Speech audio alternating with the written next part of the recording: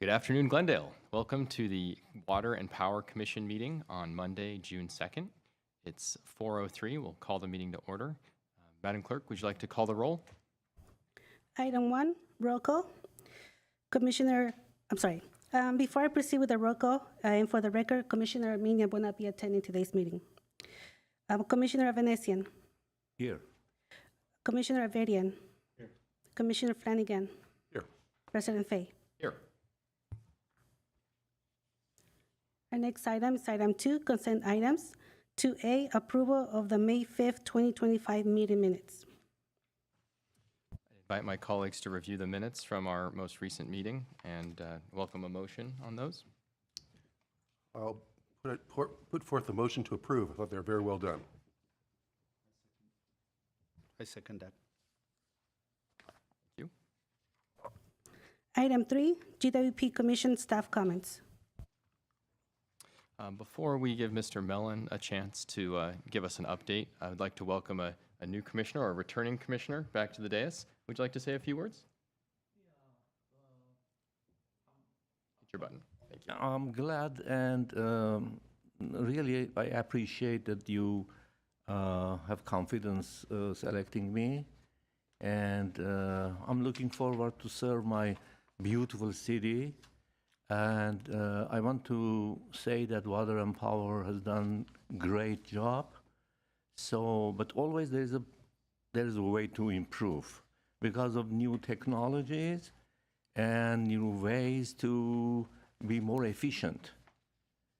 And so I'm looking forward to, together with my colleagues, to do that. Thank you. Thank you very much. Mr. Mellon? Thank you, President Fay.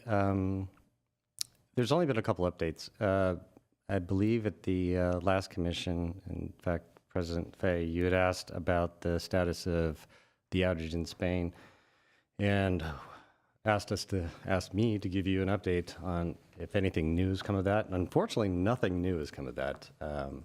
The only slight wrinkle in that analysis right now is at the very beginning, authorities had ruled out cyber attack as a potential option of what the cause was. Well, they're now reviewing that. So it's back on the table. I guess they're looking at it a little bit more deeply. It did seem to come down to voltage issues,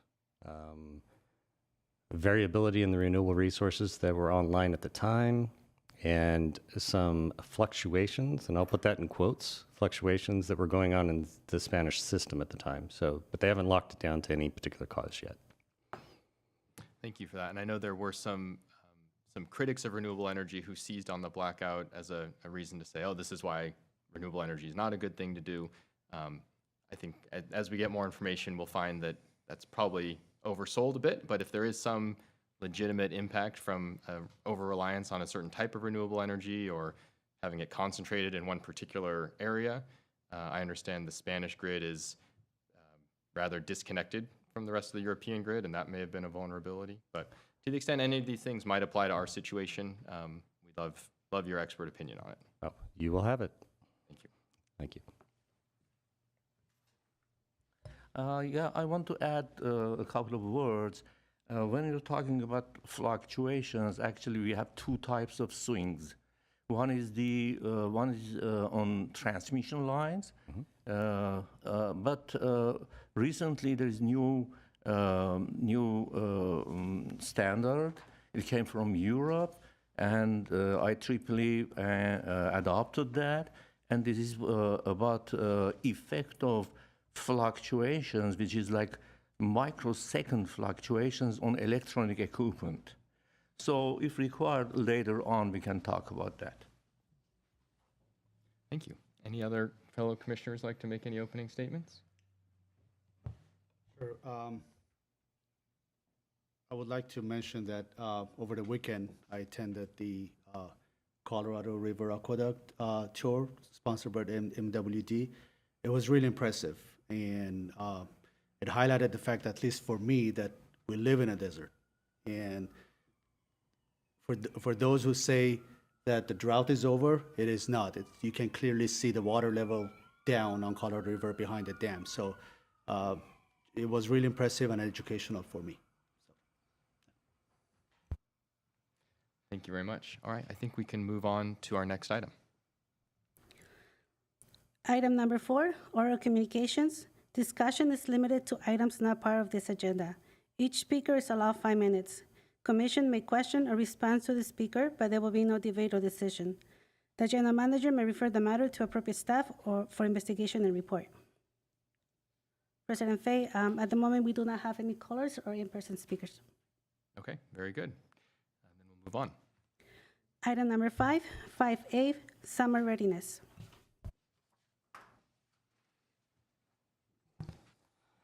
So Ms. Cardenas, our acting integrated resource planning administrator, will give us an update on our summer readiness.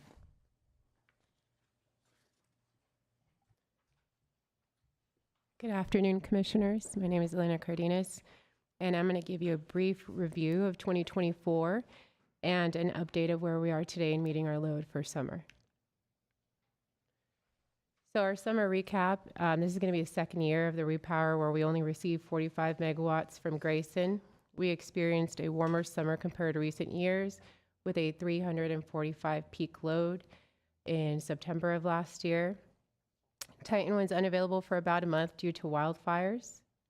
Despite year-to-year fluctuations, we're still seeing an overall warming trend due to the effects of climate change. So this year is forecasted to be a La Nada year, which means that we're not going to be experiencing many heat waves or too many overcast days, which impacts solar. La Nada is basically going to still expect a rise in temperatures because of global warming, but nothing that should be consistent with previous years. So on this graph, we're comparing 9/6 of 2024 and this year and how we are going to be meeting our load requirements for the summer. 9/6 is when we experience the peak. And as you can see, the blue is basically our constraint on transmission, and we're maxing that out at 180. We have Magnolia full 40, Grayson 45, and then the LA system contingent assistance, which we have procured for this summer at 40. And then we have Eland at 25, and then a CAISO short-term wheeling for this year at 40. So we did purchase basically a reservation through CAISO for the summer wheel for 40 megawatts, 7 days a week for the months of July, August, and September. We did purchase it at Meade. It's going to be delivered at Sylmar. And the reason why we did that is because it's a liquid node and we have less of a constraint on that line, which is 150 versus the other line, which is 112. The LA deal that we did procure, it was consistent with $164 per megawatt comparison to last year's deal, which was $193. So this savings is going to amount to about $6 million in savings for our summer compared to last year. So our supply sources, we have local generation, only Unit 9, forward summer purchases utilizing transmission, day-ahead and real-time purchases utilizing transmission, LADWP system contingent and emergency power. Basically, if they need the power, they can pull it from us. So that's one of the contingencies. Short-term CAISO firm wheeling and non-firm CAISO exports. Thank you. Okay, thank you for the presentation. I'd open it up for anyone to ask any questions at this time. I've got a couple of my own. Thank you for your report. So we are expecting a hotter summer this year? Mildly higher temperatures, but no spikes. So we experienced about 6 heat waves last year. This year we're not experienced or expected or forecasted to experience many. So we're still expecting maybe a 349 megawatt peak, Correct. So we're prepared for 355 this year. 355? 355 is what we have planned. And then why did the price of power get cheaper? That's good news. Basically, last year we procured the power with a REC. This year we did not because we had already procured a smaller deal to service similar months with REC. So that was one of the bigger things. We also were negotiating with LA a little bit more aggressively than we had in previous year. And my last question, what is Teaton? I should know. Teaton? Teaton, isn't that one, was that on one of those slides? Oh, Titan, I'm sorry. It's good. Titan? It's Sorry, pronounced Titans and Tiaton, which is, it's A lemon? oh. Titan, okay. It's an asset that we have in our portfolio, and it works off of a dam, and we share that with Burbank, the city of Burbank, 50-50 ownership. Small hydro run of the river. And there's a reservoir associated to it, so we're contingent upon the availability of the water. Good, thanks. Can you go back to slide 4? When we look at this resource stack, one thing that I don't see here, and I think it's because it's not a significant amount right now, but maybe we ought to think about it in the future or as we extrapolate our IRP, is where demand response would fit in if we did have to go to our big commercial customers, or if we could effectively reach into customers' homes and adjust the thermostats, things like that. Is that something that we could include in our resource stack in the future if we developed that further? So based on previous data that's been made available to me, I think that the shave has only been 1 to 2 megawatts. So it's very minimal. Behind the meter solar, we did a backwards calculation in our section, and it's about 30 megawatts. But we do plan on the 30, we plan our resources based on the 355. So I can't call upon those resources behind the meter solar to fulfill our needs. But that 1 to 2 megawatts, small as it is, that's real and that's equivalent to these other resources? It's a real resource, but it's not dispatchable or firm for me. And sometimes it comes down. Last year, for example, our IRP had predicted we would hit 349 in 5 years from now. So we are ahead of that modeling analysis by 5 years. So in order for me to plan effectively, it would be wiser to not mitigate or to add those 2 megawatts in, which are not firm. Sure, certainly. It's definitely the conservative approach. I guess my concern is if we don't even consider it as a resource, I don't see how as an organization we're ever going to make the investments to develop that resource. So I would like to see, even if it's an infinitesimally thin slice on this chart that can only be read in the legend and requires an arrow, I would like to see it on this chart so that we are explaining to ourselves and to our population that not using energy is also an energy resource. Sure. I understand the dispatchability and that's, you don't always get 100% yield when you ask people to turn down their thermostats. But if we get 10% yield or 50% yield, let's derate that accordingly. I think we're used to derating assets based on lots of factors. So is that something that we could include in this kind of chart going forward? I think we can. How it would show up, we'd have to work on that, whether it be below the line, essentially, or would be in tandem with the system contingent, meaning because it's contingent, it's not firm. Because it's not firm, we can rely on only to a certain level. So when it comes to the DR, part of the reason why it's not showing up there, and we'll take into consideration your perspective on this, because it's not a bad perspective. It's something that probably should be up there as a resource. The only reason why we don't address it like a resource is because we can't count on it being there all the time, right? If we followed more draconian methodologies where it wasn't volunteer, it was victim, or if you bought into a program, you were expected to perform, then we could rely on it as a resource, and that's something we could actually put up there and be comfortable in saying we can remove this amount of load in a worst-case scenario.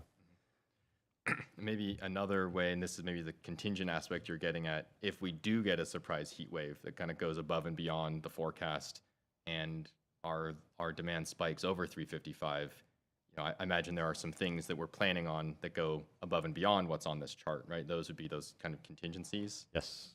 And Yeah. so certainly it would be one of those contingencies, right? Yeah, we are looking into how we manage our pumps for our water system. If we can do earlier in the day planning to move water where it needs to be, maybe we can shut them down. Obviously, you want to try and keep those large motors out of the peak cycle. as much as you can, but those are the kind of things from an operational standpoint that we're looking to address. Great. Thank you. I want to add something here. Some of the money goes for forecasting, so we should have reserve all the time. But this, so the question is how much all the time. So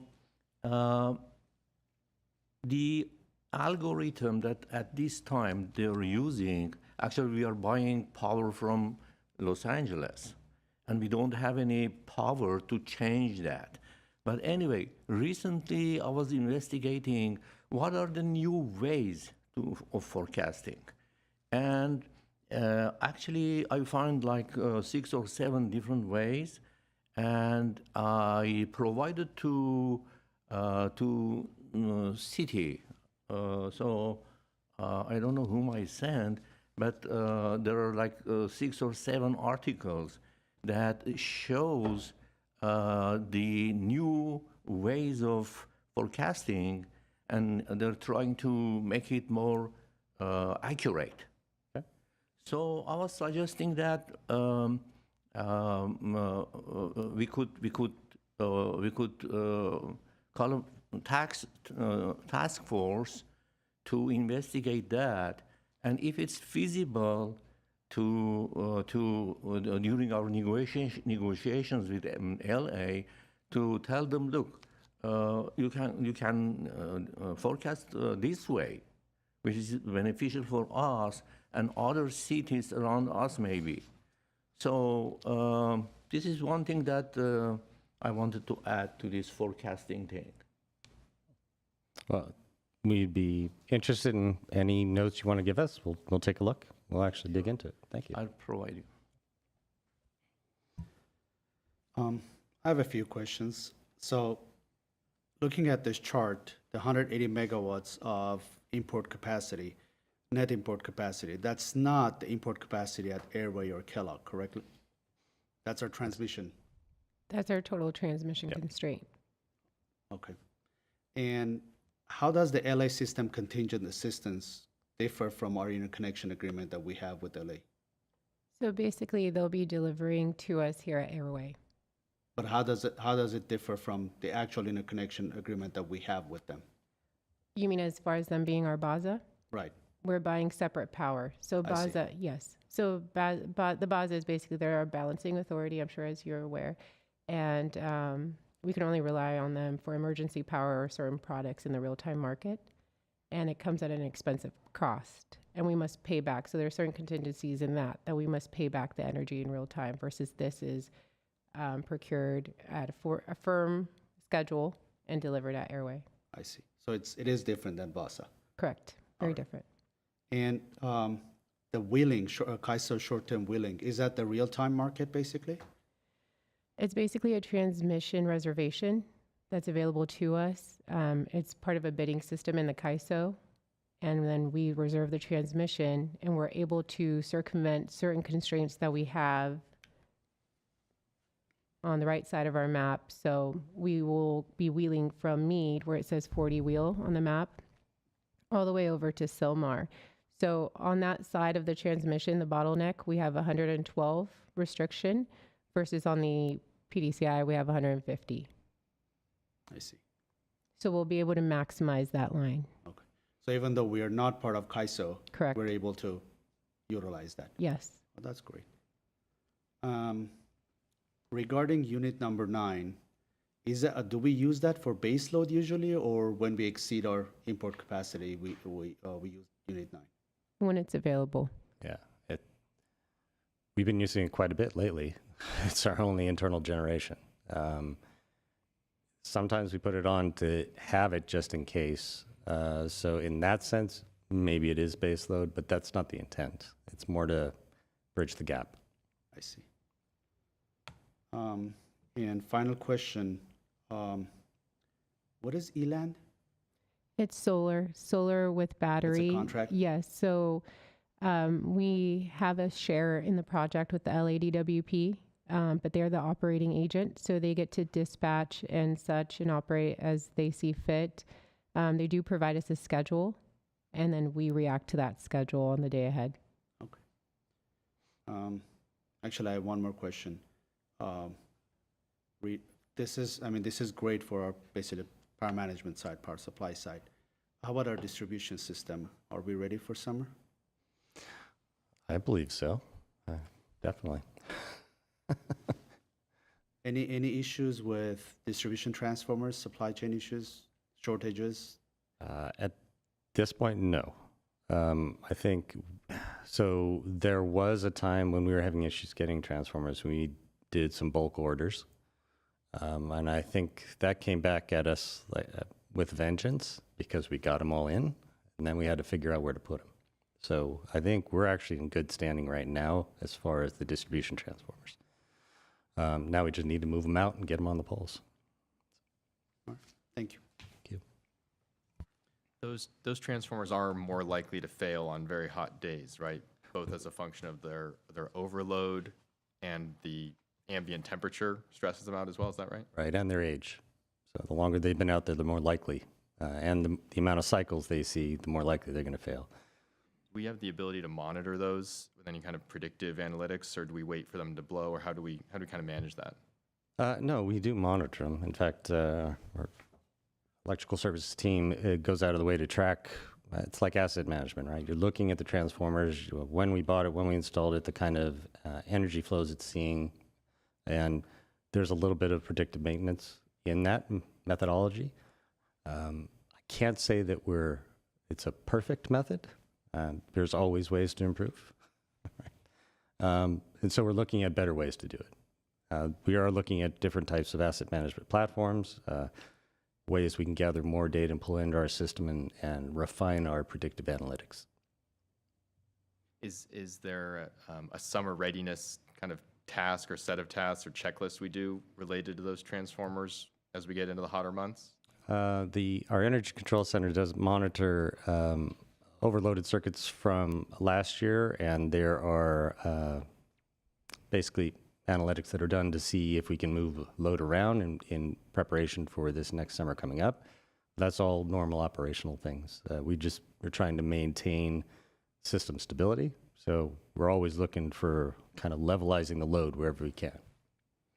Thank you. I have a question. Do you, by any chance, use reclosers for overhead lines around the city? We do have reclosers. Dan, would you like to come up and give us some detail? Good afternoon, Commissioners. Dan Scorza, Assistant General Manager, Electric. So the question is, do we have reclosers? Yes, we do. And they're in different distribution circuits.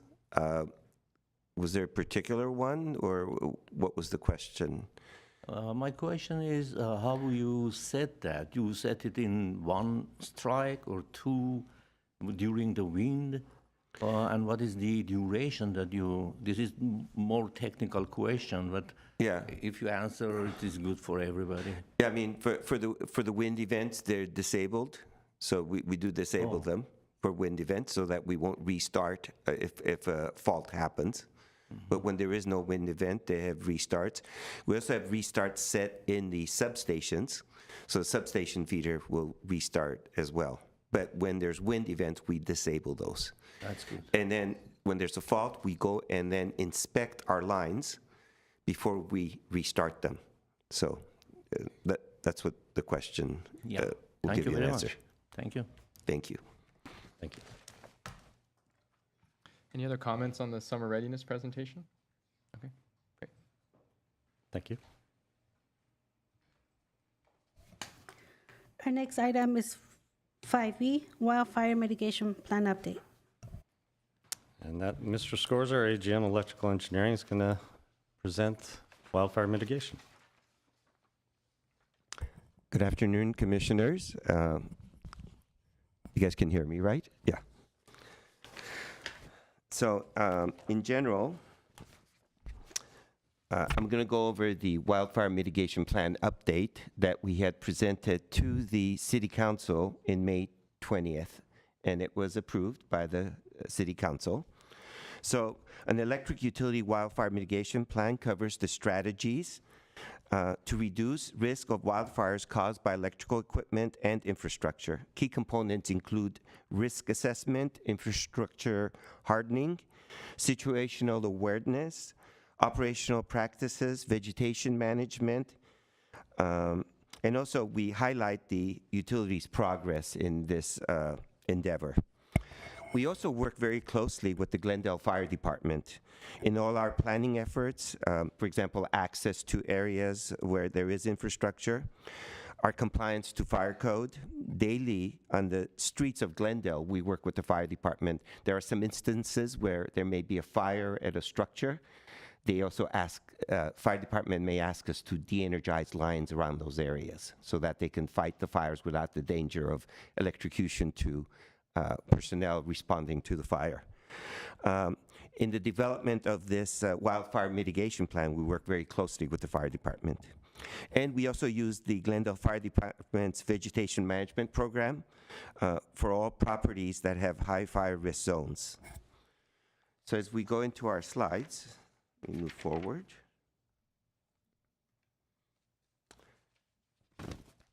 So our wildfire mitigation plan is submitted every July 1st.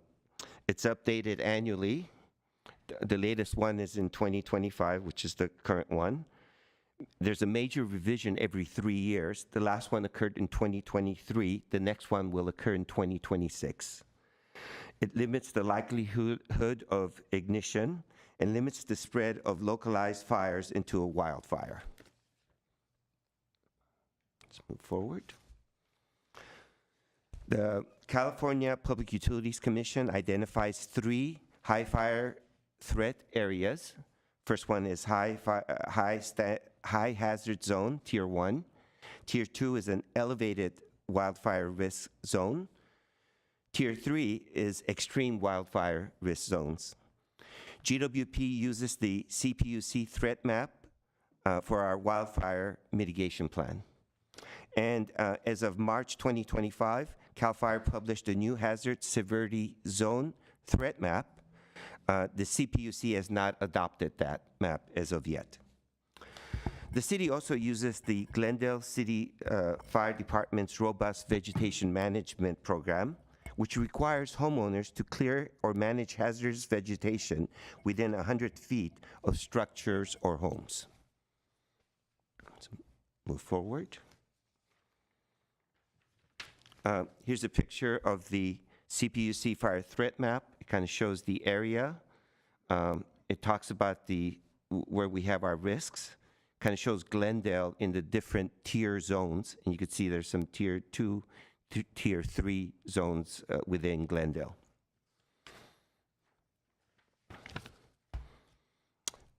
Next slide, we'll have our completed projects to mitigate wildfire risks. Here we talk about the vegetation management, how many trees were trimmed.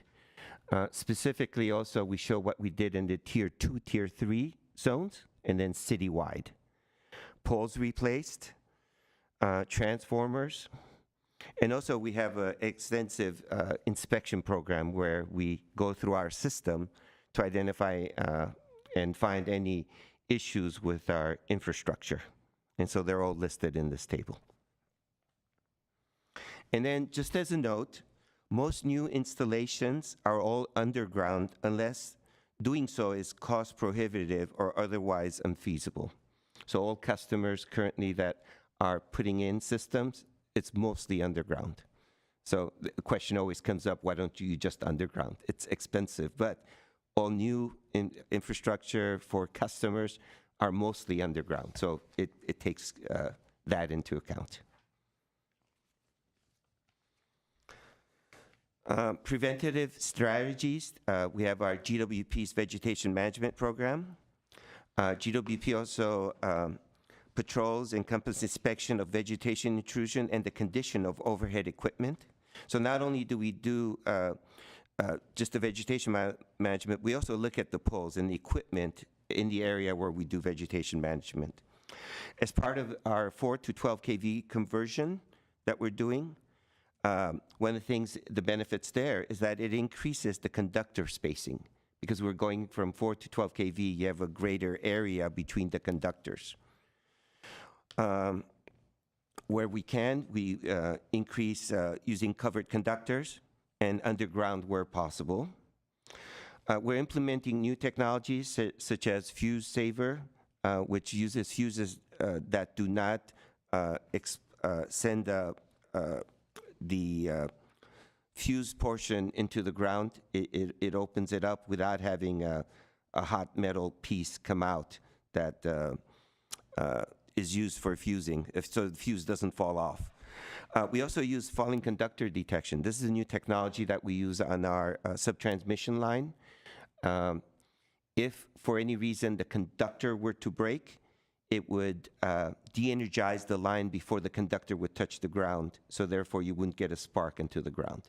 This is specifically used on our transmission line that goes over our Verdugo Mountain connection, and that's between our Western and Bel Air substation up to our Montrose station in La Crescenta. So that's sort of protected with that technology. And then we use metrics, so we're constantly looking what work we're doing in our tier 2 and tier 3 areas. Next slide kind of shows what we're doing with our vegetation management. So total vegetation management program is around $2.5 million. We also try to exceed the minimum clearance requirements included in our tree trimming that complies with our general orders with the CPUC, but we also make sure we trim down to our telecommunication line areas. And as I said in the table before, we trimmed 8,100 trees in our tier 2, tier 3 areas. Next slide. This kind of shows the what a covered conductor looks like. It's basically it has insulation around it. We also use poles that are fire resistant in some areas. Again, this would make it more resilient to the pole itself if there was a fire there. But the covered conductor also helps preventing any ignition of a wildfire. Oops, hold on. Okay, so some other preventive strategies. Disable automatic recloser devices, as asked by one of the commissioners. Thank you, sir. After an outage, we visually inspect the feeder before reactivating it. And we also do preemptive de-energization in high fire risk zone areas. And then our plan that we currently have, and it was done throughout the entire development of the plan, we had an independent evaluator look at our system, our plan for our system, our wildfire mitigation plan. The conclusion of the third-party reviewer was that it aligns appropriately and includes all required elements. And our wildfire mitigation plan is comprehensive, again, with the requirements of the PUC.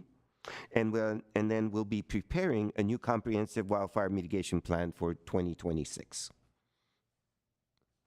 And with that, any questions? Thank you, Mr. Welcome you to Scorza. ask. Thank you. Fellow commissioners, anyone have any questions? Yeah, I have one. Actually, for my personal knowledge, how fast it is when an overhead line is cut and touches the ground. I'm assuming that it should be like microsecond. Or Yeah. So this is an interesting question. So when we were buying the protection from Schweitzer Engineering Labs, who provides this type of protection, physically it takes about 1.5 seconds if the conductor were to break to hit the ground, around 1 second or so. Our protections work within cycles. So within 1 to 2 cycles, it would de-energize the line. So by the time the line hits the ground, it would have been de-energized. Interesting, yeah. So what is the device? It's a relay or circuit breaker? So it's software that runs within the existing protective relay, but it senses the currents and voltages in case the conductor were to break. There's a characteristic that occurs. Probably there's charging current it looks at that's always there. I see. De-energize or it's got to be energized for it to detect, but it detects with the current and voltage that's there, but it will detect a breaking of the conductor. Thank you very much. Thank you. That's pretty fantastic. Dan, what lines is that technology on? So we use it on our 34.5 kV line, and that goes over the Verdugo Mountains to our Montrose station. Is that the kind of thing that in the future would be on all of our distribution lines? It depends. The reason we use it on this line is because the access to the fire department in case something happens, there is no access. You can't access that area. It's very difficult. It goes above the mountain, and you have to go on foot and hike into the area. So this gives you an additional protection. On slide 4, there's a typo, isn't there? It's not 0.47%, is it? Is it just 47%? No, that's correct. Because That is correct? Yeah, because what happens is we map all our infrastructure on top of the city, and then we subtract the VMP, which is the vegetation management program that the fire department does because they clear around the properties. When you subtract that and where our lines are, only 0.47 of our assets. That's why there's only 12.9 miles in our tier 2 and tier 3 areas. That's where there's infrastructure. Yep. Okay. Yeah, and this changes with the maps. Whatever the new maps are, we'll have to see how that maps. It's a small percentage. It's a small percentage, yeah. Thank you.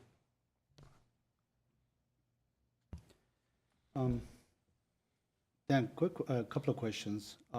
One, regarding the tree trimming. Is our tree trimming requirements or clearances different for tier 1, 2, or 3, or they're all the same? You know, we're a little more aggressive on the high fire risk zone areas. But we're always fighting the homeowners. Please don't trim my tree back, except when there's events. Please trim it even more.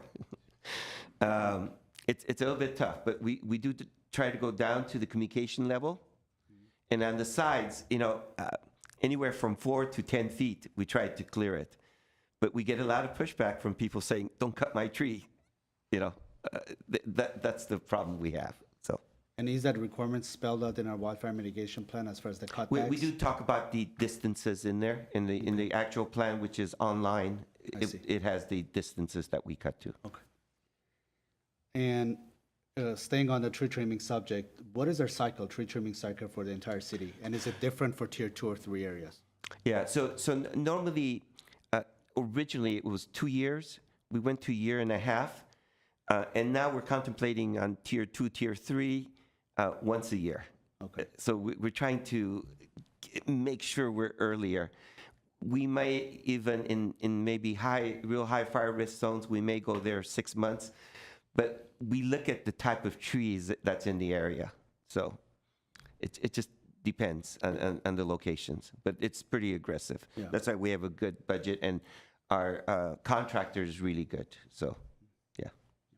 Yeah, I really support that. I mean, more aggressive tree trimming in tier 2 or 3 areas, and more robust cycle for tree trimming. That's always good. As far as the fiberglass poles, fire retardant fiberglass poles, do we use that at all, or have we used that in the system yet? Yeah, Commissioner Avidian, we do. We have the wrap that we put around the wooden poles. That's to make it hardened in case there was a fire that came through there that wouldn't damage the line to further cause fire. That necessarily, the wrap doesn't prevent wildfires. Covered conductor protections, those prevent it. It just depends. We'll have to see where we can utilize them. Sometimes it's access, and I think the one you mentioned, fiberglass poles, may be able to be used in areas where it's hard to access because they're lighter. You can carry them in and put them in those areas, and they have some withstand to wildfires as well. They do. Yeah. And final question, you mentioned preemptive de-energization. Is that basically a PSPS program or public safety shut-off program, or it's something different? So the PSPS program we currently have on our subtransmission line does not affect customers. It does turn off a redundancy. There's 3 feeds into our Montrose station. This takes 1 away. We're left with 2 during these high wind events. But what it does, it lessens the chance of that line, something passing by it, igniting, and then continuing on. So it is de-energized. Once we do de-energize it, we also do a full inspection after the fact before we re-energize it.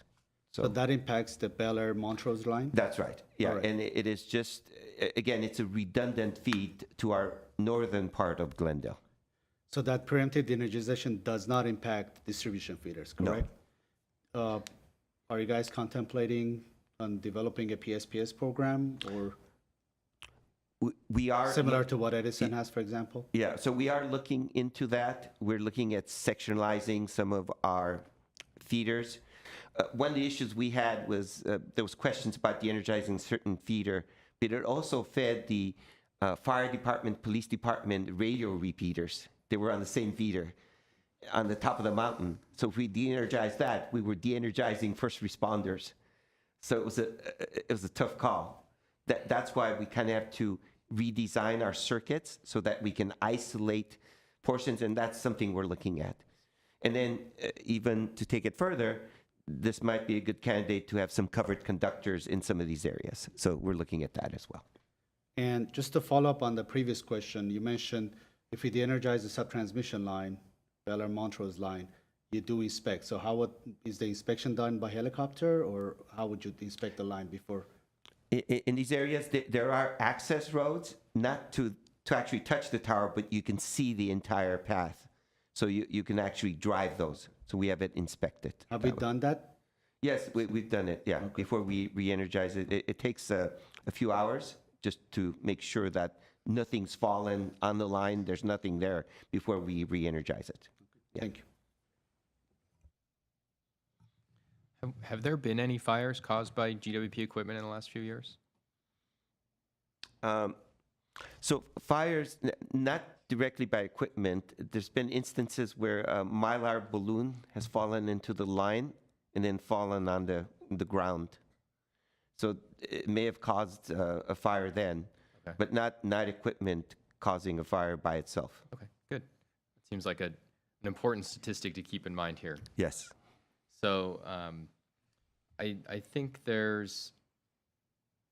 seems to be some differences in the fire hazard zone maps and some disagreements between these two. Do you expect that the CAL FIRE maps will become the official maps used by the PUC? They just haven't gotten around to it yet, or how do you kind of account for the differences? Well, I think last time when we got the maps, I think it took 5 years for the CPUC to come around and come up with the tier 1, tier 2, tier 3 based on the CAL FIRE maps. I'm not sure how long it will take now, but because of the heightened awareness and there's litigation going on, but there's also other methods to mitigate wildfires. So this time it may be faster, but we'll be looking at that to incorporate it into our wildfire mitigation plan, the latest maps. I think that what I'm taking away from this is that this is an exercise we do every year because it's required of us by the PUC, and that the way we design the scope and the focus and the data we report in this plan is to meet the compliance obligations with the PUC, not necessarily to have a comprehensive fire preparation strategy.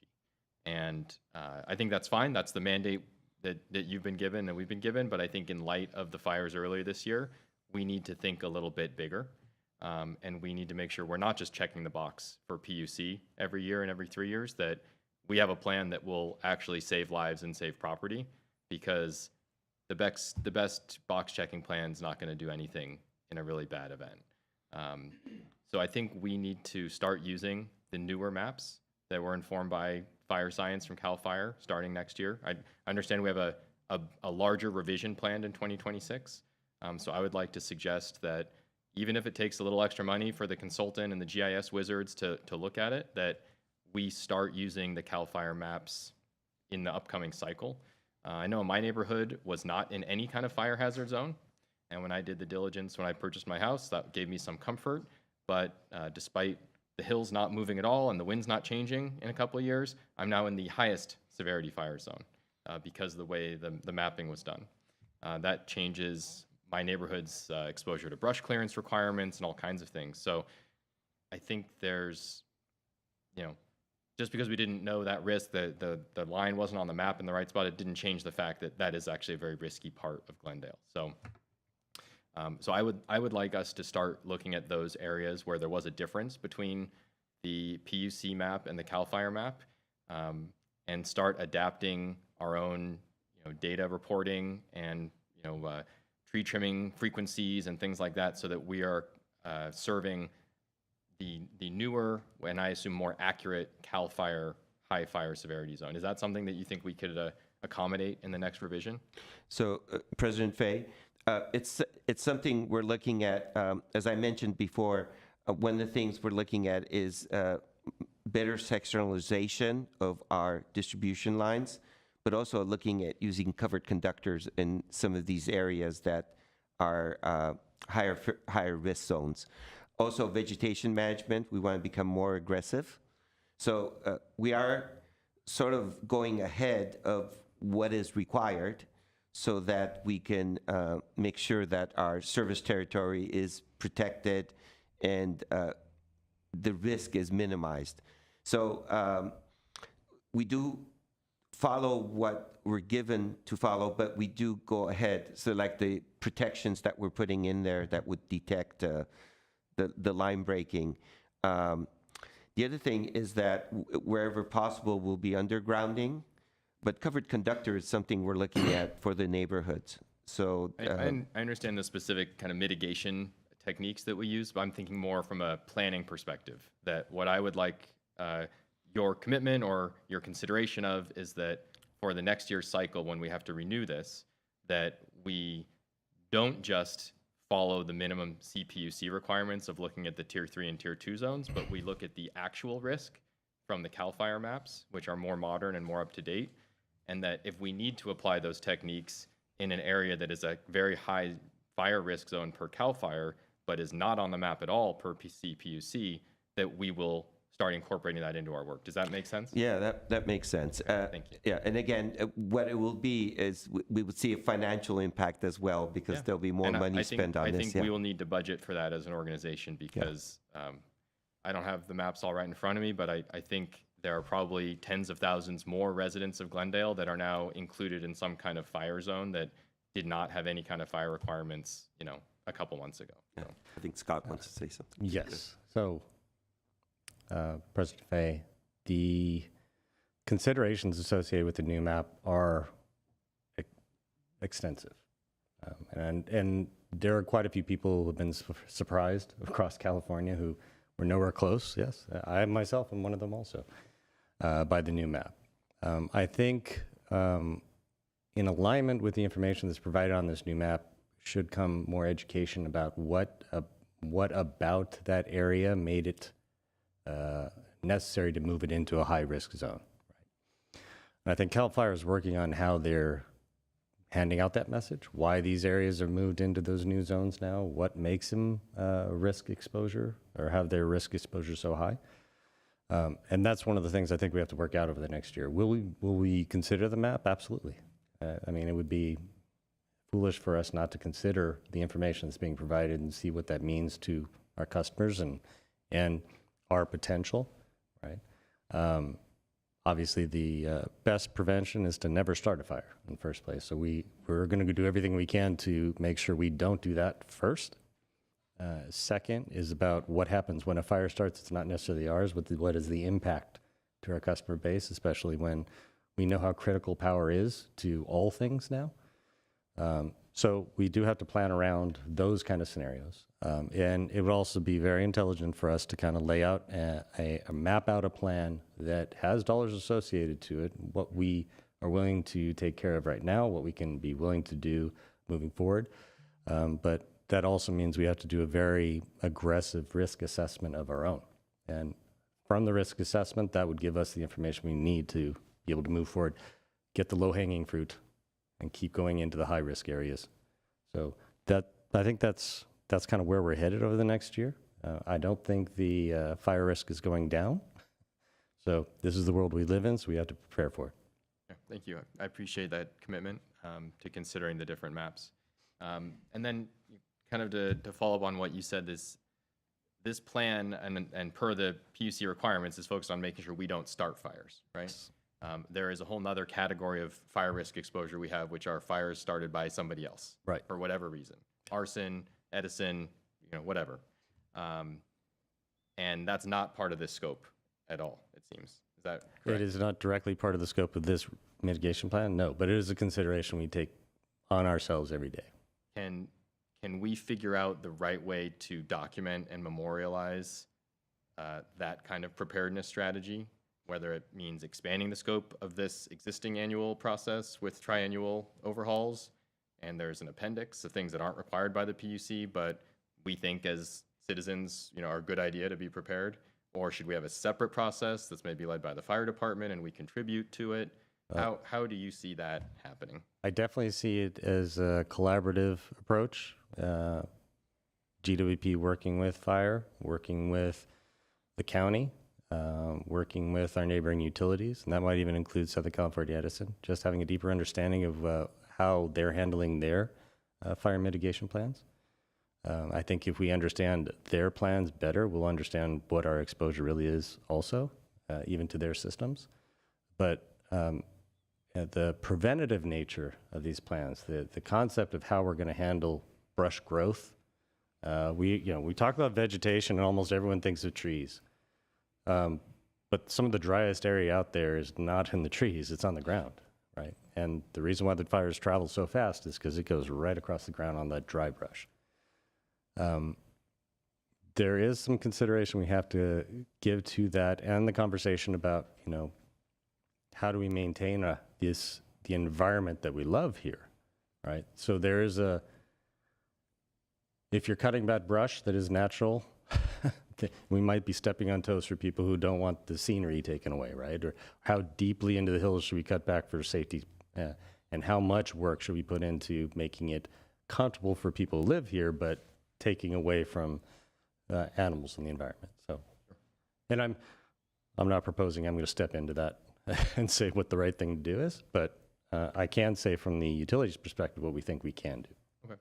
I think in the immediate aftermath of the fires in January, we had a bit of a conversation, kind of the after-action report, and we looked at there were maybe some issues where there's like single-point failure valves in our water system, or we don't have backup power at certain pump stations or things like that. I think those are things that's important for us to address, that we don't need to rely on the fire department or the county or anyone. I think those are things that are entirely within our jurisdiction. And I don't know if there's, again, something that should be added to this annual process or have a separate kind of water side preparedness for fire emergencies report that we do. But I think we need to make sure we're covering that. It seems like there's a hole in our planning there. Well, we can definitely take a look. We've got plenty of work to do. Great. Okay. Thank you very much. I think that's everything on this item. I have a question. How many firefighters we have, and how many firefighting cars we have, and how it is compared with our neighboring cities? Thank you for that question. I wish I knew the answer. I don't know that I can get that information for you, but it seems like something it might be helpful to understand. Yeah, and also water sources. Yes. Do we have enough water? Yes. We tend to maintain reservoirs, we tend to maintain tanks, and I think when we get into these planning scenarios where we think we are in high risk, part of the consideration is making sure there's water available. Thank you. Okay, the next item. Next item is 5C, Water Advanced Meter Infrastructure AMI System Replacement Project.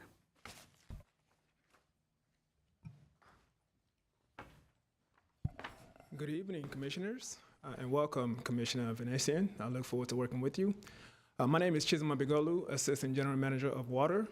Last month's meeting, I made reference to a significant project that we're working on.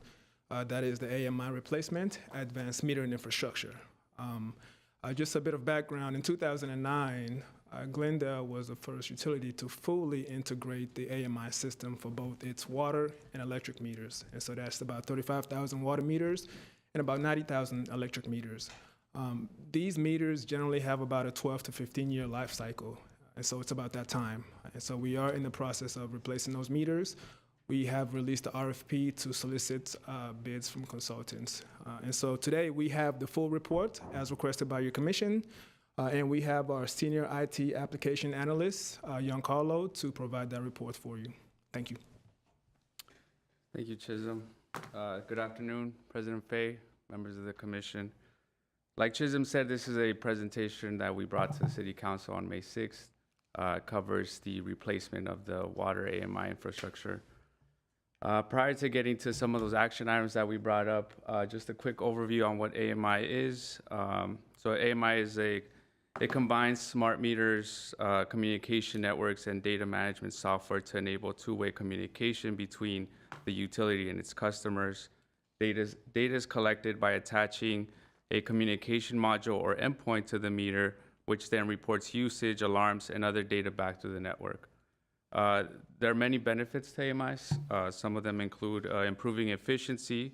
So by collecting real-time data, it gives utilities accurate and up-to-date insights into water usage. This supports better monitoring, reporting, and significantly improves billing accuracy as it reduces the needs to estimate reads. It also helps reduce cost. So AMI eliminates the need for manual reads, cutting labor costs and reducing human error. It also enables early leak detection, helping prevent water loss, reduce costly repairs, and minimize lost revenue. It promotes sustainable water management. So with the granular data that it collects, the system supports conservation efforts, improves infrastructure planning, and helps utility meet regulatory requirements. And then lastly, it improves customer service. Since customers gain real-time visibility into their water usage, this empowers them to manage consumption more effectively, and it also, again, can send them alerts for unusual usage, helping prevent unexpected high bills and detect potential issues early. So just quick highlight on the benefits of it. Background, as Chisholm mentioned, back in 2008, GWP issued an RFP to install a new AMI system. After the RFP, Itron was awarded the contract, and we implemented an AMI system for both water and electric. By September of 2011, all 35 water endpoints were installed, and by 2012, GWP became one of the first utilities to run a fully integrated AMI system. So over the last 13 years, the utility and the customers have seen great benefits. Customers were able to view hourly usage, and the utility were able to automate collecting billing usage and establish customer engagement programs, which helped with water conservation. So 13 years later, these are the issues that we have. We've lost communication to 33% of our meters now. So this means, again, 33% of customers do not have hourly usage available, and again, no benefit to leak detection or visibility of their usage until their next bill. And then as a result, customer service is sending its field service team to manually collect usage reads for billing. Their workload is now 50 to 60% just meter reading. This results in longer turnaround times for other tasks like special work orders or replacement of electric meters. To alleviate some of the deficit, we tried placing some AMR meters or endpoints, but these also we had to place them on specific routes. but they also require a field service team to manually or drive by and collect the reads. So it was just a kind of a Band-Aid on the bigger problem. So now both AMI and AMR endpoints are no longer manufactured as they are older technology. And lastly, our current systems are no longer in support, which puts us at risk, not only if there's a system failure, but also exposure to any security vulnerabilities. So these are the proposed items we took to City Council on May 6th. We requested Council to authorize GWP to dispense with competitive bidding and approve an RFP to replace the water AMI solution. The RFP covers the replacement of the systems, of the endpoints and meters. This approach will allow us to improve overall schedule acceleration and keep costs low. If we were to split the RFP into a software selection and installation, the expected cost would increase by 20 to 25%. Projection costs, the cost projections for the projects are expected to be between 20 and 26 million, depending on the vendor. We have appropriations of almost 10 million, and we would need to allocate the remaining funds in future budget cycles. And so before I take any questions, just an update on where we are. The RFP is now out for bidding, and we have a date of July 2nd as that proposals are due. So that's where we are today. And I'll take any questions that. Thank you. Any questions? So 20 to 26 million to replace all of them, all 33,000, All 35,000, yes. 35,000? And how long will that take once the contractor's been selected, contracts in place? We're estimated about 18 months, so about June 2027. Thank you.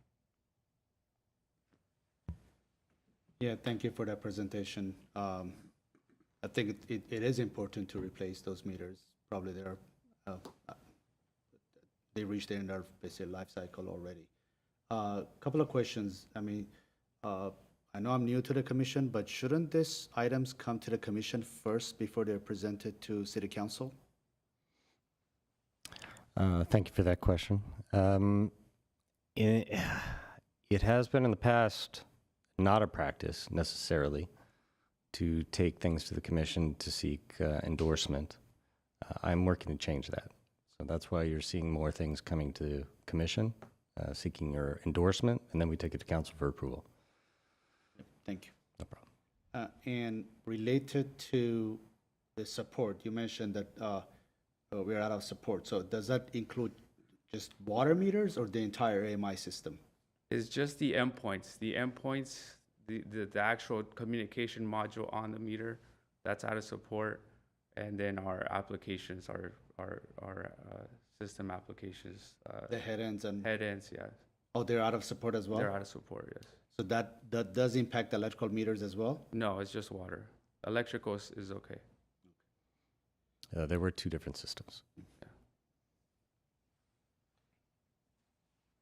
And the meters that do not communicate, are they typically in the one general area or they're scattered across the system? Generally, they're scattered. We try to place good endpoints, we try to isolate certain routes. So if there's good endpoints on those routes, we move them to a different location. That way, the field services just has to concentrate on that route to collect reads.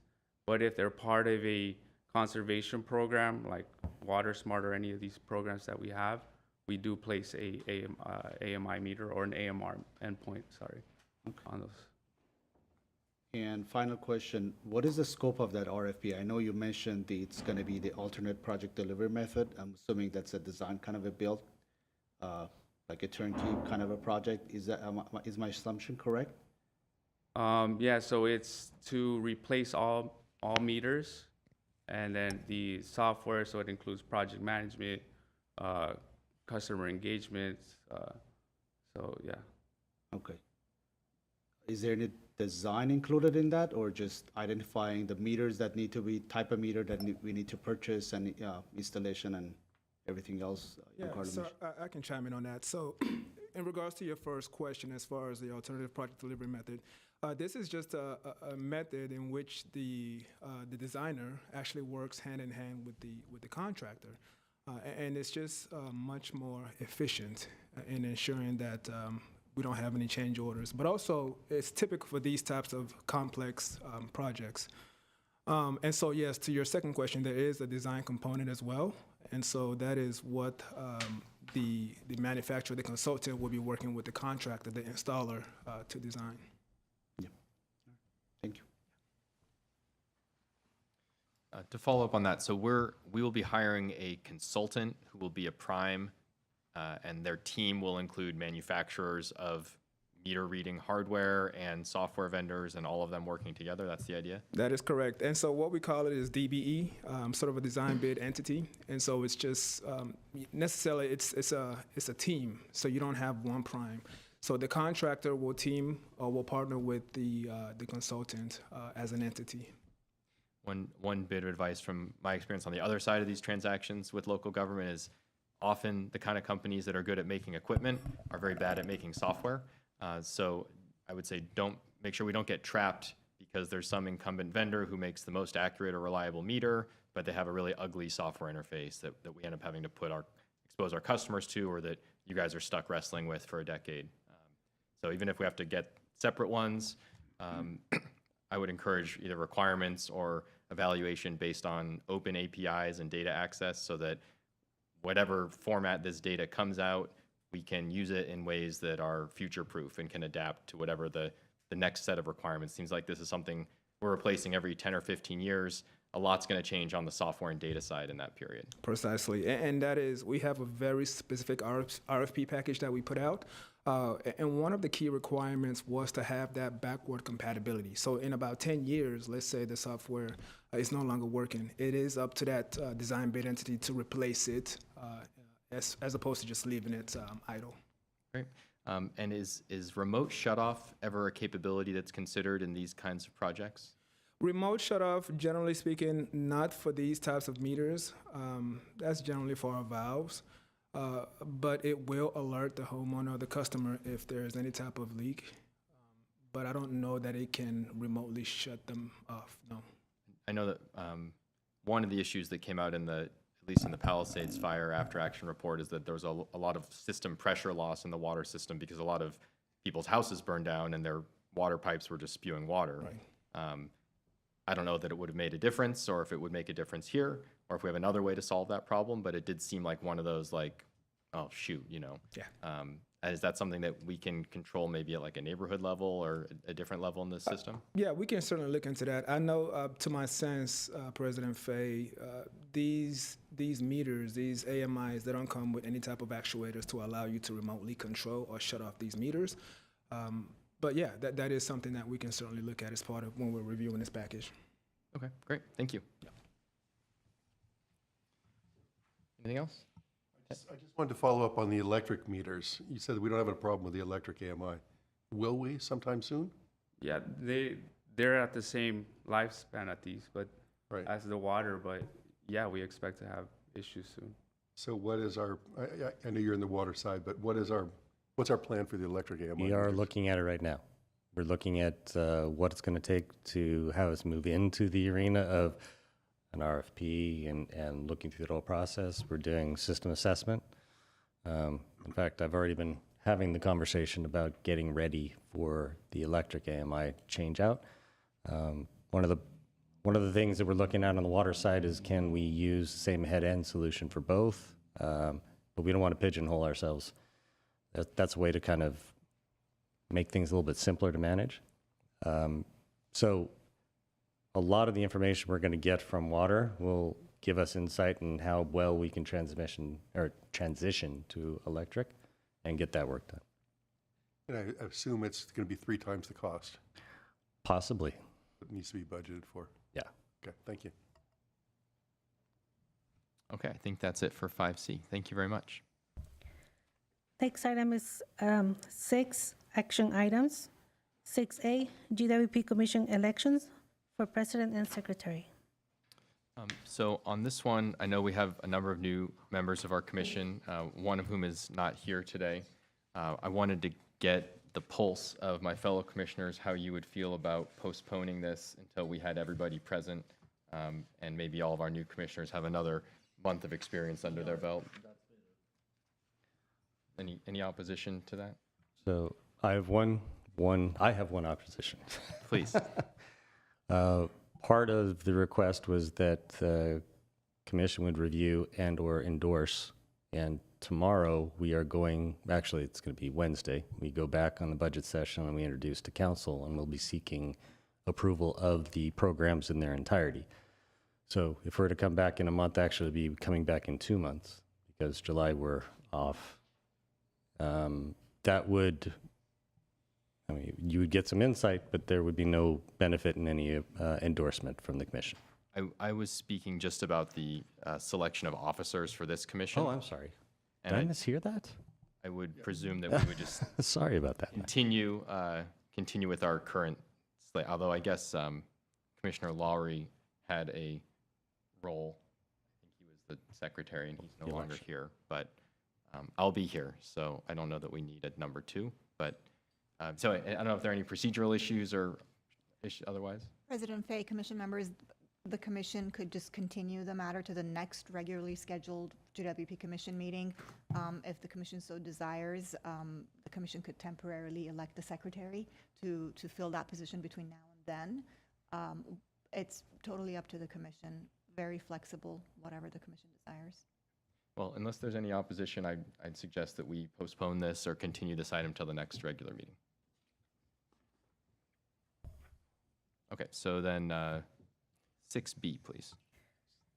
This is the item I was talking about, and I apologize for that. I skipped over the election conversation.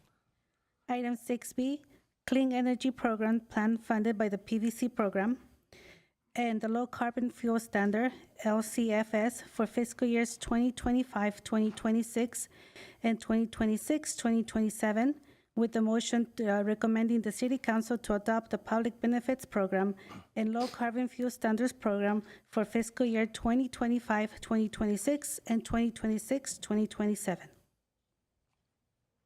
Thank you. Now, we considered this at our last meeting. I know there's probably some changes or adjustments to the presentation, or maybe any response to the feedback from the commission at last month.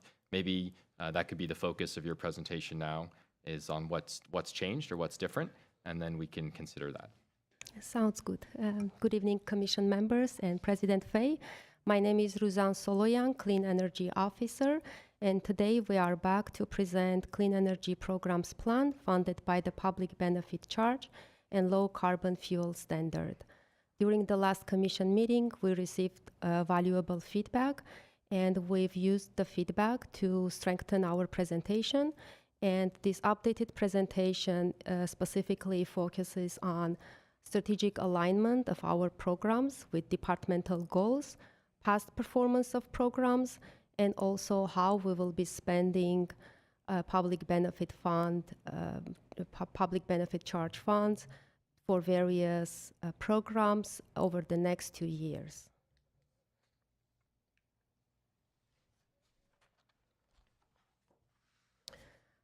Our section is committed to designing, implementing, and managing distributed generation and demand-side management programs and initiatives that align with GWP's mission to be our community's trusted utility. We also support GWP's vision of delivering reliable, sustainable, and cost-effective utility services. Guided by local policy direction and state-level clean energy goals, we continue to invest in innovative technologies and strategies that reduce energy consumption, reduce emissions, and secure cleaner energy future for Glendale. This pie chart illustrates the components of our integrated demand-side management strategy. Each segment represents a distinct program area, such as energy efficiency, demand response, building electrification, transportation electrification, and others, which work together to reduce energy use, peak demand, greenhouse gas emissions, and support grid reliability in a cost-competitive way. Some segments, such as marketing, education, and rates, are collaborative initiatives with other GWP sections and divisions. And this pie chart reflects our broader direction that we're moving forward toward, which is balanced, integrated, coordinated approach to demand-side management that advances Glendale's clean energy future. Senate Bill 1037 requires utilities to invest in 4 major categories, such as cost-effective energy efficiency, energy assistance programs for income-qualified customers, renewable energy, and research development demonstration projects. The bill specifically designates 2.85% of electric revenues to fund those programs in those 4 mentioned categories. And the overall plan is reviewed and approved by City Council every 2 years. Our proposed budget for fiscal year 25-26 is $9.3 million, and for fiscal year 26-27 is $11.5 million. This slide shows the proposed PBC budget allocation for various categories over the next 2 years. The majority of funds are allocated to be spent on providing energy bill assistance to qualified customers and it's based on income qualification. This detailed slide shows the PBC budget versus expenditures for previous fiscal years, and it also provides budget breakdown for the next 2 fiscal years by programs. This following slide presents projected versus actual participation in our programs during past fiscal years, and this helps us assess program demand, effectiveness, and areas for improvement.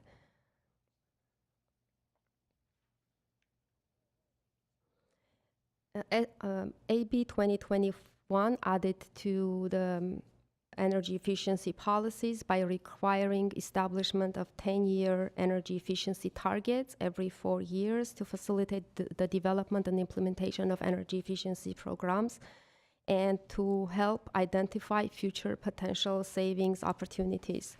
As we can see from that first column, 2026, GWP's energy efficiency goal is 10 million kWh, or 1% of retail energy sales. This table reflects how the proposed programs align with and support achieving that savings target. In addition, the programs are designed to maintain a portfolio with a total resource cost ratio above 1, ensuring that the portfolio is cost effective.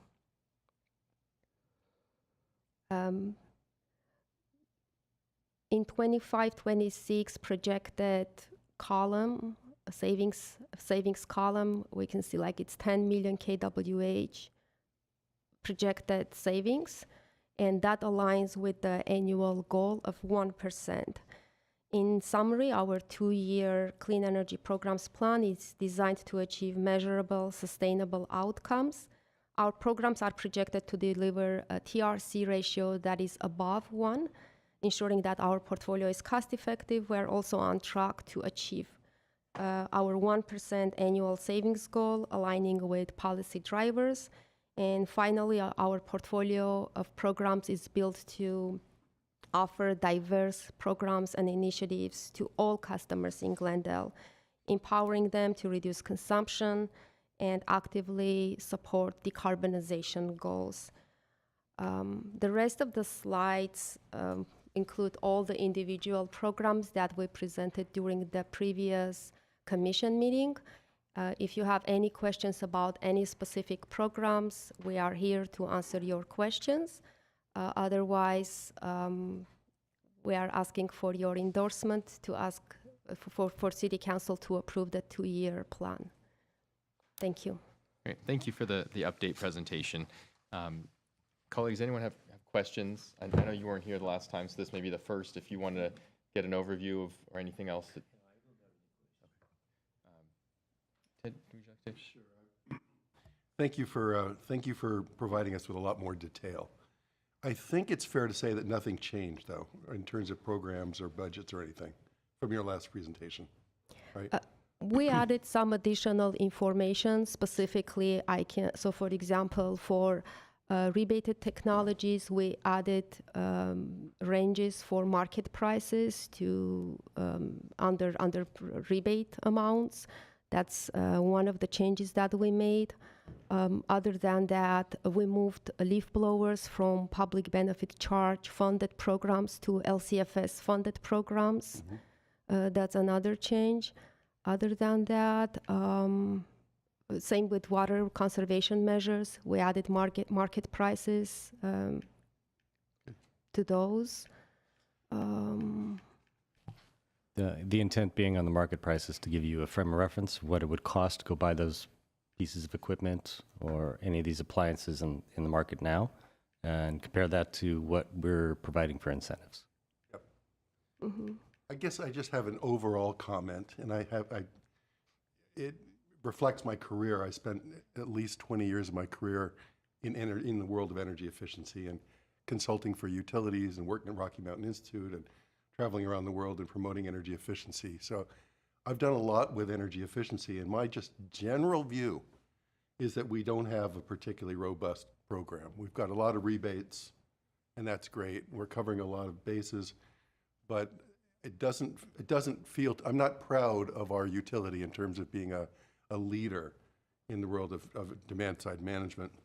I was on the commission before, as many of you know, and then I was asked to become a consultant for GWP, and I wrote this report in 2022 called The Best Practices Analysis, Exemplary Energy Efficiency, Load Management, and Distributed Energy Programs. And I looked at programs all over the country and different parts of the world, and I'd say there's a lot of innovation out there, and there's a lot of ideas that I don't think we're capturing here. And our goal of 1% savings of retail sales is pretty anemic. We've seen utilities that do a lot more than that. And I know that some people would say, well, it's a cost to do that, but the benefits are huge. The benefits to all consumers, the benefits to the environment.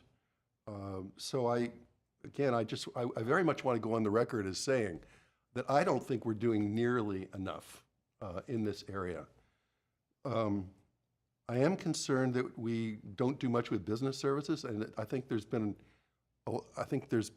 fallen way short of our goals, I believe, working with businesses, and I don't understand why that is. I used to run a major business program for Pacific Gas and Electric. We had really big uptake in our programs. So I don't have an understanding of what we've tried has failed, and it doesn't seem like we're coming up with new approaches. That again, I go back to this report. I mean, there's so many innovative approaches that are being tried in the United Kingdom and other parts of the country and different parts of the world. Demand response, I just see very little here in terms of demand response.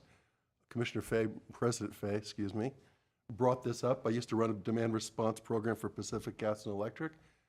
When we really explained to the customers why this is important, in San Francisco in particular, we had tremendous uptake in our programs, and we shared the savings with them because there were major savings in avoiding having to make peak power purchases.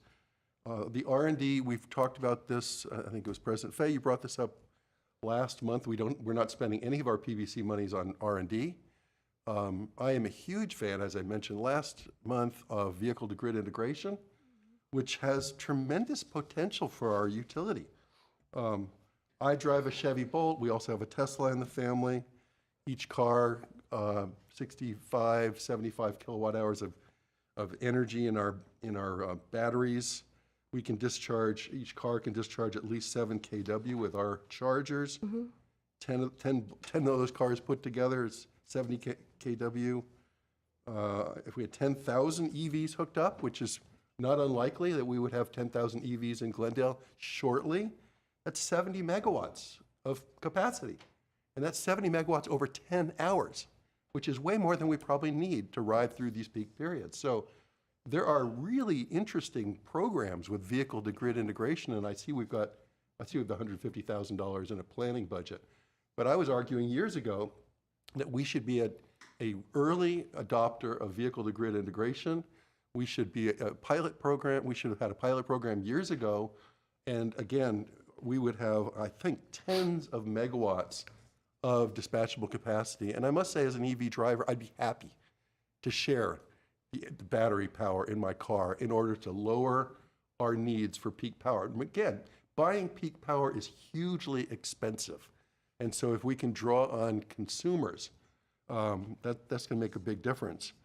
I know I brought this up last month, and I apologize for being repetitive, but I'm a huge advocate of distributed storage systems throughout our community. I know we don't have any incentives for solar anymore, and I'm fine with that, but I think we should have incentives for distributed storage. And as long as the utility has control of that storage, we could have, again, tens of megawatts of dispatchable capacity when we need it at very low cost, a lot less cost than buying our own storage. I know we've already got, I'm very proud of our installation at Grayson that's going in. But the consumers, all of us that are out there driving EVs, all of us that are out there that have solar systems that could couple those solar systems with storage, we'd be happy to be part of the solution during a peak power event. And we have, obviously we've already talked about the summer reliability. We have issues. If we have an extreme heat wave and LA needs its power, we're gonna be short. And here are solutions to being short. So, or to covering our load. So, I'm gonna vote to approve the plan as presented here, but with reservations that we could do a lot more. I would like us to be a super progressive utility. This is before we even get into talking about the climate. I mean, we don't want necessarily to be buying coal-fired capacity and gas-fired capacity. You know, we as consumers, we want our utility, as a municipal utility that lacks a profit-making motive, which is terrific. We have the opportunity to be a leader in climate protection, which I think everybody now is getting a hold of, getting a grip with, and so we should be leading that. So cutting 1% of our retail sales is paltry. Not having a demand response program that's significant is embarrassing to me. Not being involved with vehicle to grid is a huge miss in my view. Not having incentives for storage and having means of incentivizing people like me to put a battery in and have the utility have control of a certain amount of that capacity, I think is a huge miss. So I look forward to, in the coming years, working with you and your staff to try to put some amps behind our effort, because we're not doing much. This is not an exemplary portfolio of energy efficiency programs, and we want to be an exemplary utility. Glendale has always been a leader, and in this regard, we should be a strong leader. So thank you for listening to my monologue here. I apologize for the diatribe, but you can tell I'm passionate about that, because I think we have so many opportunities. And if you haven't been through this report, which is now a little bit outdated, there's a lot of cool ideas in here, and we're not doing any of them. And we're doing a few of them. I shouldn't say it. We got rebates for a lot of things. I love all the rebates. That's great. But there's lots of approaches here that I think we could be very proud of. Thank you. Thank you, President Fay. Thank you, Commissioner Flanagan.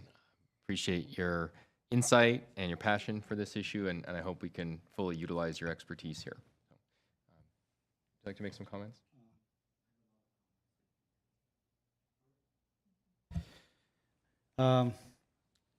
Thank you for the presentation. Right off the bat, I'm going to say that I'm supportive of it, but I have I had a chance since the last meeting to dig through the numbers a little bit. So majority of my questions are related to the budget.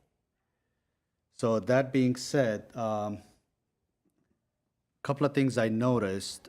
For example, as far as the budget goes, the admin cost, I see we are budgeting about $1.6 million, and that's a $300,000 increase compared to this year, from this year to next year, whereas the expenses haven't increased more than $1.4 million. So I would like to know if, what's the cost for that increase, like more than $200,000?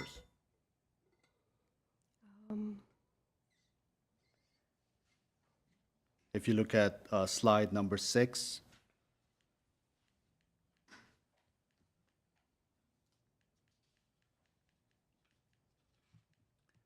And the actual expenditure for administration was significantly less than budgeted in both of the prior years. So I think it even adds a more stark contrast to your point, that why are we increasing the amount budgeted when we've underspent our budget in the last 2 years? I don't have the numbers right now with me, but it is possible that we just change the way we allocate labor costs to various cost centers. Can I just make a comment? I didn't understand what O&M is under administration or the city fund allocations. I understand salaries and benefits for administration, but what's O&M? Those are, for example, office supply costs and other expenses to run the administration of the programs overhead.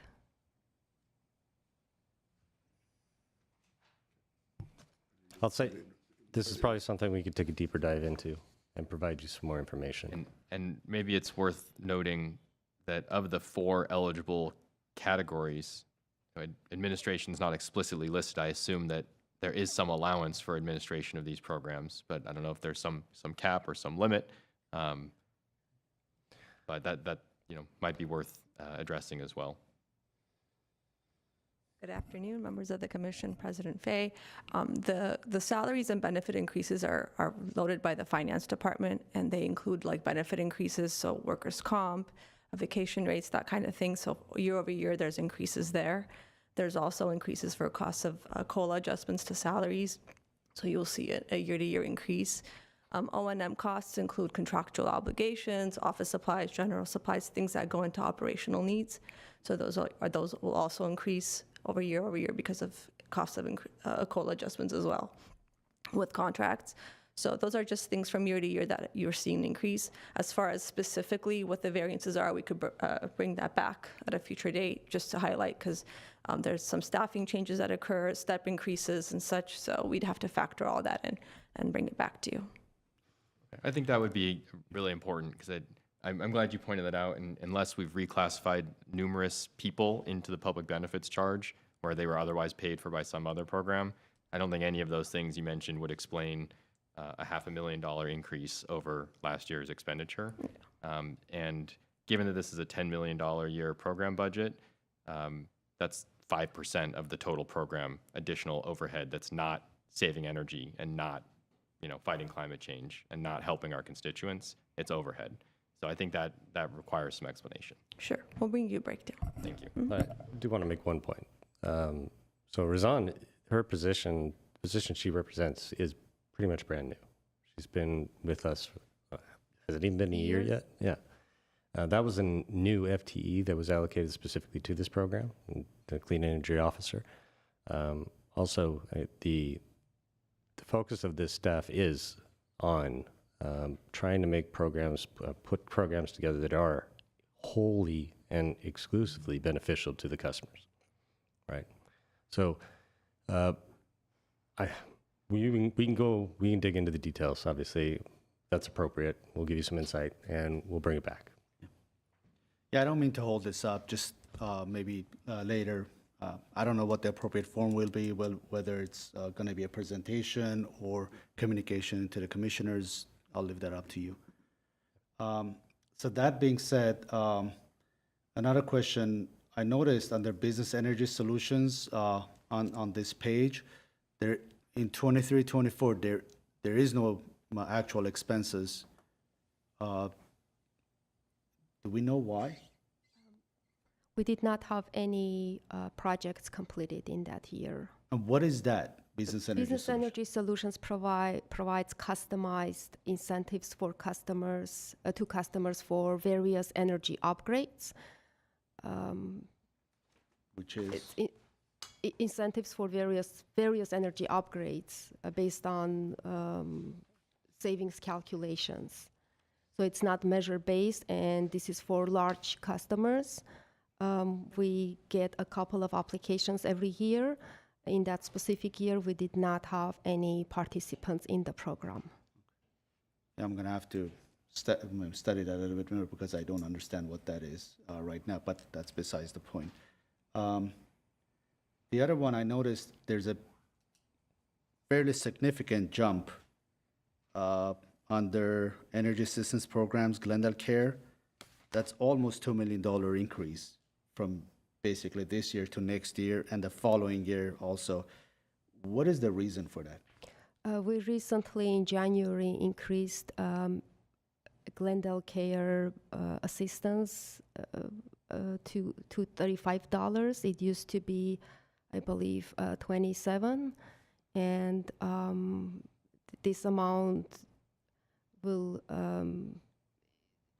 include projected assistance that we will be providing to customers in 25, 26, 26, 27. So this is mainly because of the increase that we will be offering to customers starting January. All right, thank you.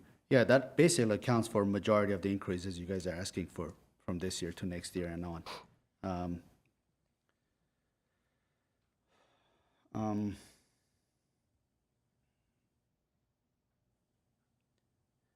Another one that, to the point my colleagues were making about demand response, I do see, if I can find, I think it was going from 0 to $1 million, if I'm not mistaken, in one of those slides. Renewable energy programs? Oh, yeah. You just move it, go back one. No, other way. There.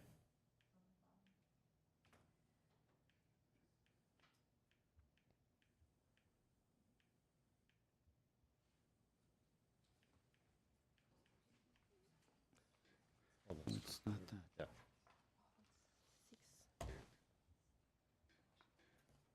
Yeah. You're still talking about slide 6? Budget grid, Yeah, if you look at slide 6, that bottom right corner, right? right. The new demand Yeah, response. thank you. Yeah, the bottom right corner, demand response, basically, it's been 0, and for next fiscal year, it's 0, but the following year is $1 million. So what's the plan for that? What is the Currently, reason we for don't that? have a demand response program, but we are working on designing a new demand response program based on lessons learned with our previous demand response program that we had a couple of years ago. So this is a new program that we are working on designing because we see value in, of course, like demand response. It's part of our integrated demand side management approach. And that is not for next fiscal year, the following. It will take some time to design that new program. So we are allocating funds for 26, 27, not this fiscal year. And the cost for that staff work to do the design, is that part of the administration part? Yes. Okay. We're not we're only budgeting for program costs, not for additional staff. I see. On that, I think one of the following slides about the demand response, it was talking about smart thermostats. Will you guys consider controlling those thermostats for giving out incentives for people for smart thermostats, or how would that work? I don't have. You may not know that yet. Yeah, we don't know. We don't know that yet. We have to consider different options and carefully design a program that will give us dispatchable capacity. And I'm not sure yet if it's going to be controlling the devices or we are going to focus on just behavioral changes to get the results we want. There are programs that already exist. Investor-owned utilities have them. In fact, I have one in my house on my Echo B. I use that for remote management. They haven't streamlined the protocol and communication process that allow other utilities to do that. Obviously, they're going for the big boys first because that's the mass market. But we're going to look into whether or not we can do something like that. Yeah. Okay. Moving on to off-peak EV charging, I noticed it's going up from about $150,000 and then another 200. Is that because we are increasing the incentive or we're anticipating more people signing into the program? Both. So Both. we are planning on increasing the incentive to increase participation. I see. And what is, I know you mentioned that before or last meeting. What is the incentive amount right now and what is it increasing to? Let me go to that slide.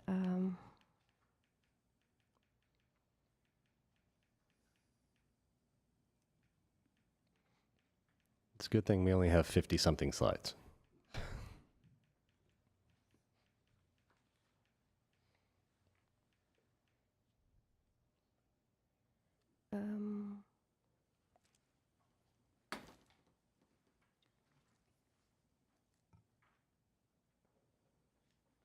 I will have Aneta Badalian to answer that question with proposed incentive increases. Currently, we offer $15 a month. Good evening, Commissioners. President Fay. Yes, currently the incentive is $12. We had it at $8 initially. Now last year was increased to $12, and we are proposing to increase it to $15 and $20 in the next 2 years. And what has your experience been with that as far as people signing up? There was an uptake at first with everyone enrolling, and then it has slowly increased, but we haven't seen the numbers that were initially anticipated. And we'll be doing some work towards that to figure out what's the best way to target customers that are purchasing EVs. Just as an EV owner, I can tell you that $12 or $15 is not enough for me to sign up to the program. So just something to think about. Okay. And then I think it's mostly based on an honor system, right? That we expect people to charge off-peak, and we have the AMI system to verify. We do rely on the AMI system, Yeah. yes, to verify. But the AMI system will not prevent them from charging the vehicles. It's just we're gonna deem them ineligible if they charge their vehicle during. Correct. I So see. they will not receive an incentive for that month, so they don't lose. I see. It's only for that month. Yes, the assessment is done on a month-by-month basis. I think each customer gets 1 or 2 oops. Two know, a per month month or where they something can, like that. correct. Moving on to slide number 7. Just one clarifying question. The numbers we're looking at here, those are counts, correct? These are not dollar figures. On number 7? Correct.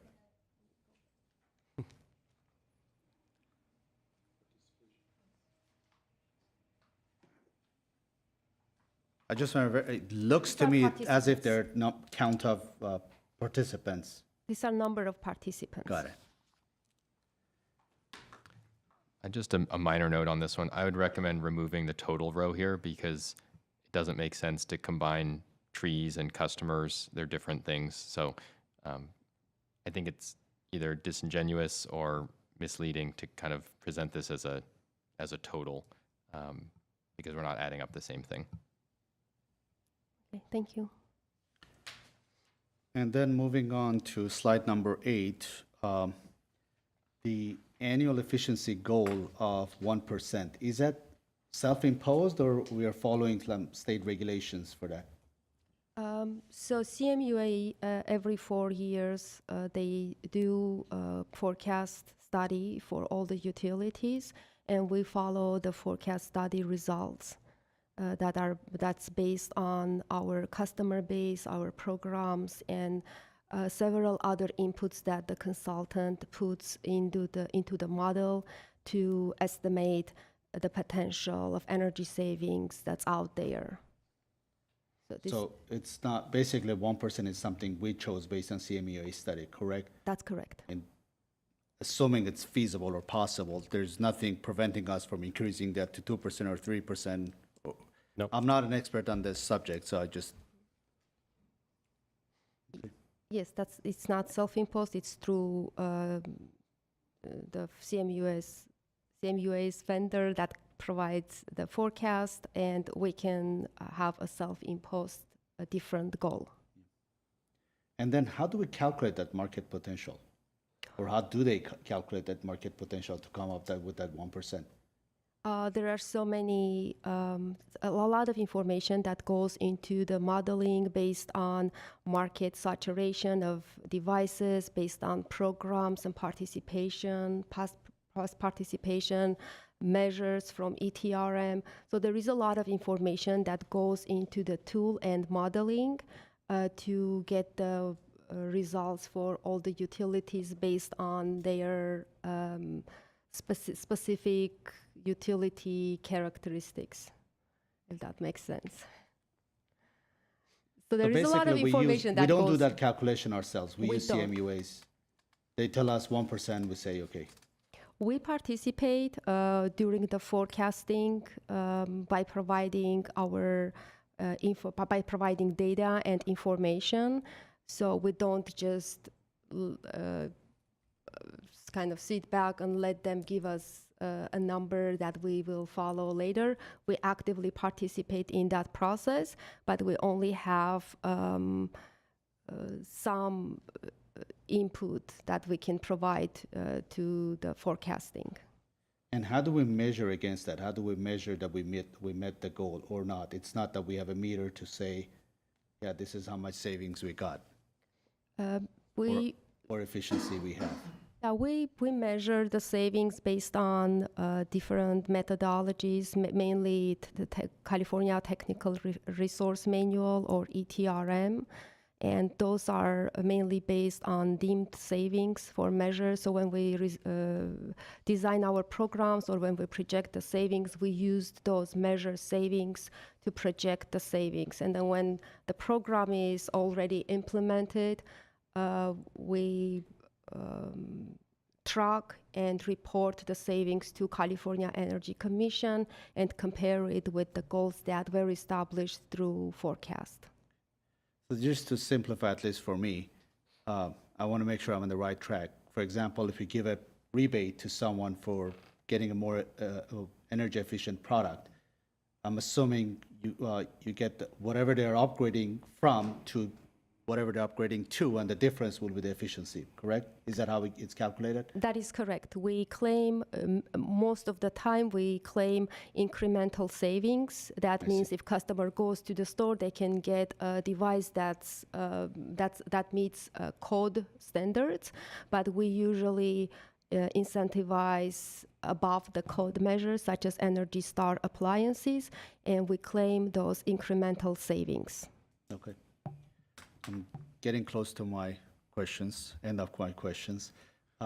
Moving on to slide number 42, related to EV rebates or EV infrastructure.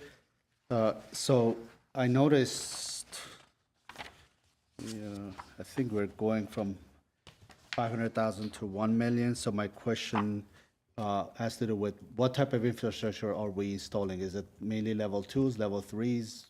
And where? I will have Brian Salazar to answer that question. Good evening, Commissioners and President Fay. Yes, so most of the commercial chargers that we incentivize are level 2. This is related to, it says EV infrastructure. I'm assuming those are the EV chargers that we install. Yes, that is the city-owned program, and most of those are level 2 as well. So we currently have 79 level 2 stations, or ports actually, and then we have 5 level 3. So that $1 million that we are budgeting, is it mainly level 2 chargers, or are there going to be any level 3s in there? There will be a combination of both, but mostly level 2. Okay, but I'm hearing we don't know exactly I where don't know okay. the exact count. Our goal is to increase our infrastructure by 15 to 25 a year at this point. And the funding for that, does it come from LCFS, or I know LCFS has been going down, the value of LCFS credits, but is that mainly from LCFS, or there are other funding sources as well? 100% from LCFS, 100% from LCFS, unless we get other grant funding. I see. That's always an option. Is that something you guys actively do, look for grants? Yes. All right. And as far as the rebate amount, it looks like there's a residential rebate amount and a commercial rebate amount. I couldn't figure out what the rebate amount is from the presentation. On slides, the following slides, 43 and 44, it looked like it was like almost $1,400 for residential, and slide 44 is like almost $7,000 for commercial. Am I reading this correctly? Yeah, so for the residential, we offer a range, and then we also offer a range and add like a bonus for low income. And then we also provide a rebate for a panel upgrade for residential as well. For commercial, it's a little more robust program. So we offer 50% or 50,000, whichever is less. And then we offer a low income bonus of 75 or 75,000 or 75%. So it's not, for commercial, it's not per charger, it's the No, total it's cost for of the the total project. project. Yeah, we've had some projects where they had to install a transformer to make the project happen, and that was included in the rebate cost as well. And for the residential, how much is our rebate for residential? It starts out at $599 for a charger, and then we provide like 800 up to 1,000 for a panel upgrade if needed.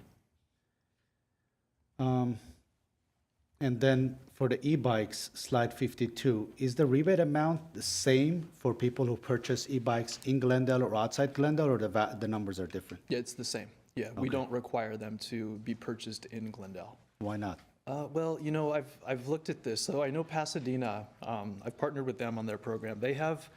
Pasadena has a lot of bike shops in Pasadena. Glendale doesn't necessarily have a lot of bike shops to choose from. Pasadena has a few bike shops dedicated specifically to e-bikes. We just don't have those types of shops here, so we don't limit the rebate to be purchased in Glendale.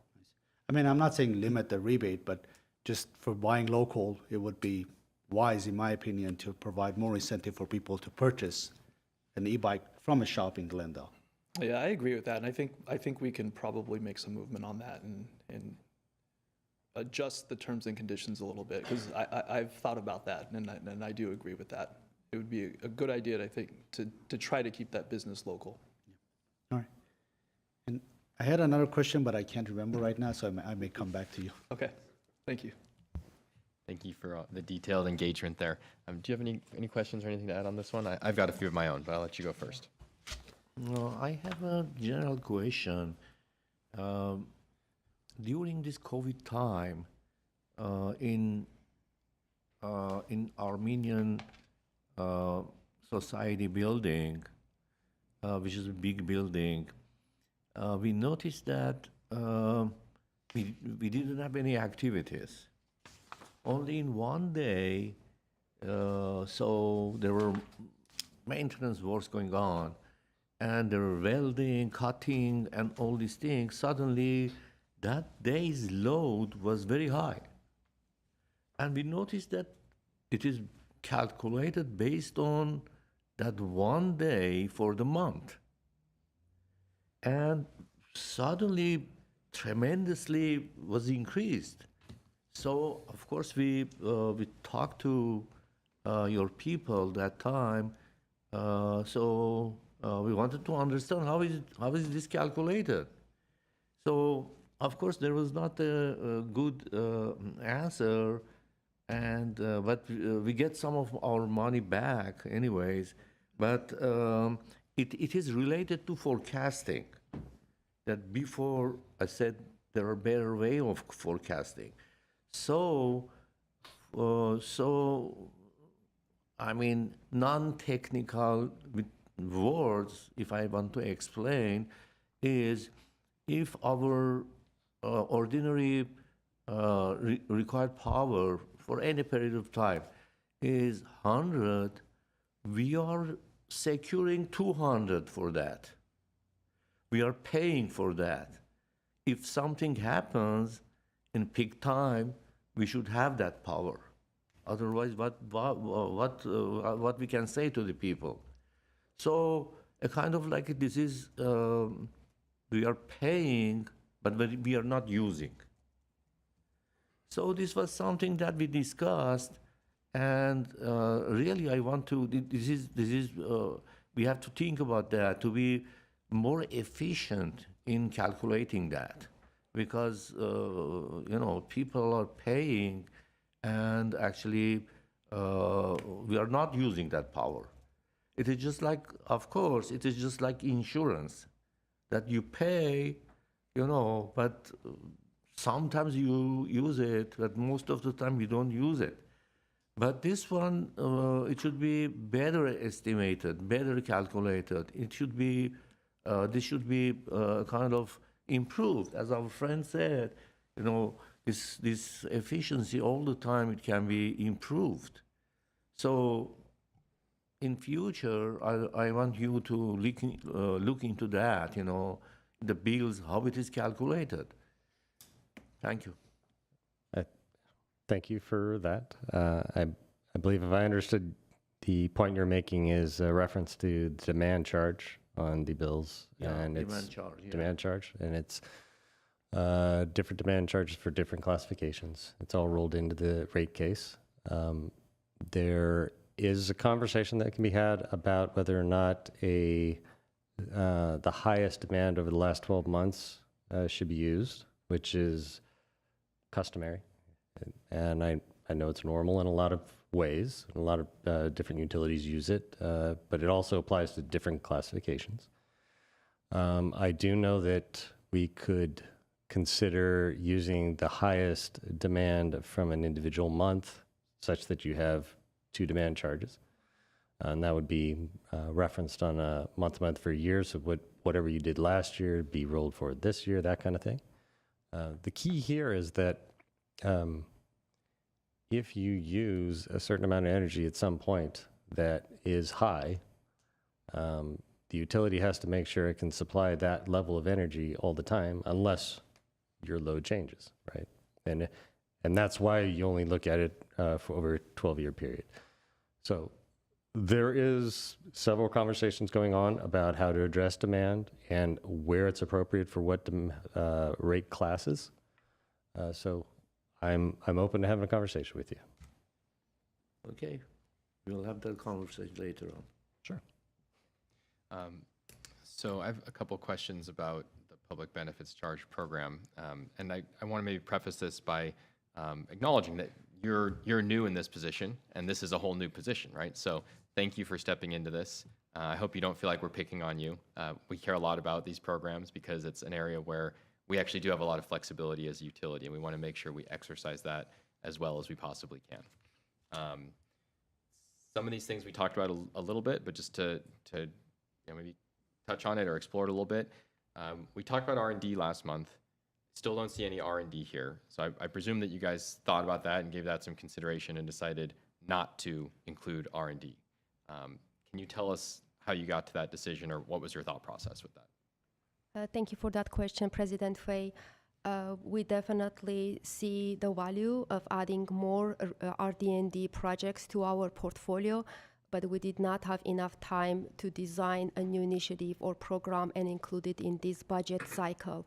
However, personally, I believe there is an opportunity for vehicle to grid a pilot project or RD&D project. And we are setting aside $150,000 from LCFS funds, but then when we have an actual program designed, most probably that also is going to be funded by public benefit charge funds, because ultimately it's a load management or demand reduction type of program. So we can allocate some funds from LCFS to allow additional, for example, incentives for bidirectional charging or equipment that's compatible with those type of charging. But some of the funds will be coming from PBC, and we will be considering adding additional projects, programs into our portfolio into the future. In the future, it's just we don't have a formalized program that we can talk about yet. And there are still some outstanding issues in the industry when it comes to standardization, collaboration between various stakeholders, obstacles, but definitely there is a lot of opportunity to tap into V2G as a resource and bring that into the community, at least with starting with a smaller scale, maybe it's pilot project, learning from that, and then scaling it up and offering more programs to various customer segments, including residential customers, fleets, or schools. So there will be more in the I think that makes a future. lot of sense, and this is a really good category for R&D or RD&D, right? And I think we need to make sure we're not just considering it as research and development, but also demonstration, right? Proving that these technologies work in our community, right? The laws of physics are the same everywhere, but maybe things are different in our geography, in our distribution grid, whatever it is. So I think that's probably the part of the RD&D that we're going to be spending that money on, is the demonstration. Would you agree with that? And we're probably not going to be inventing new technologies here at Glendale Water and Power. Yes, that will be a demonstration, but I also think of it as a research project as well, because, so I would say it's probably both components, because first we have to research and then do a pilot project, learn from that, understand our limitations, and come up with some strategies to overcome those limitations, and then design a program that kind of encompasses everything and provides a solid structure to collaborate with all the stakeholders in this area. So it is mainly demonstration, but it can also be a research project as well. Since you mentioned the Vehicle to Grid program, I understand that's funded by the LCFS program, and so it's not included in the public benefits charge, and that makes sense. I'm wondering why that $150K is not allocated until the next fiscal year. If we're going to be doing a feasibility study, I imagine that's something where we're hiring a consultant. Why not hire the consultant on July 1st and let them get started? So we are in the process of building the expertise in-house to better understand V2G and not just the technology, but also study some actual pilot projects that are happening within industry. And it is possible that we will be implementing something earlier. And then in that case, we can always go back to Commission and City Council to get the approval to implement a new program. But we didn't want to just put it as a placeholder if we're not 100% sure that we have the resources and capacity to design and implement the program next fiscal year. Because we have to make sure that we have the resources allocated to all these programs. We already have several new programs that we're launching next fiscal year. So we have to make sure that enough resources are assigned to implement a new initiative. Sure. I would encourage you to maybe shift your bias or shift the default there the other direction, that if this is something we want to do, and it sounds like we all agree on that, it's maybe a matter of timing on how quickly we'll be able to do it, that I would say let's budget that money for 25, 26, and if we don't spend it, we roll it over to the next year versus the alternative. And that way, if we are ready and we hire somebody or we develop the expertise or we find the right consultant and we want to get moving on this sooner, the money's there and we can do it. So I don't know that it makes sense to push it till 26, 27. If we think it's a good idea, it's probably a good idea to start doing sooner. And then consequently, the results of that study might give us some idea of how to spend some R&D funds. You mentioned that we don't have R&D budgeted because we don't have a well-defined program of what to spend it on. However, I think that that's also the case with the demand response line item under the renewable energy programs. We've got $1 million allocated there, but it doesn't sound like we've really figured out exactly how we want to spend that, right? So, to me, this is a budget that's a statement of our priorities. We don't necessarily need to know every program. Are we going to give? I appreciate that we have a lot of details about washing machines worth $400 and a heat pump's worth $4,000, that kind of stuff. At our level, and I think for the City Council, those details are less important than of the total $10 million program. How much is going to go to help low-income people? How much is going to go to reduce our total energy use? How much is going to focus on demand? Those kinds of allocation things. So to me, if doing a vehicle to grid study is something we agree is worth doing, and doing a demonstration project that might take the results of that study is a good use. I don't think we need to know all the details right now to put some money to it. And if we're willing to put $1 million to a undefined demand response program, I don't see why we couldn't put 100,000 to an undefined vehicle to grid pilot program or something like that. Does that make sense, how I'm explaining that? Yeah, thank you. Mainly, the reason that we put $1 million into undefined program is because we used to have a demand response program, and there are scaled programs in the industry that we can learn from. But V2G is still very early in early phases, and there aren't really scaled programs for V2G. There are some successful pilots, and there are still some obstacles that the industry is coming to overcome, mainly for standardization of equipment and also some other obstacles. So we felt more ready to allocate funds for demand response programs because we have already lessons learned, and we had programs in the past. With V2G, that's an untouched kind of territory. So that's why we thought that we can focus on engaging with stakeholders and understanding the program in 25-26, have the framework developed in 25-26, and we don't need to allocate specific budget funds to do that. We have internal resources to do the research, to collaborate with all the stakeholders to come up with the framework.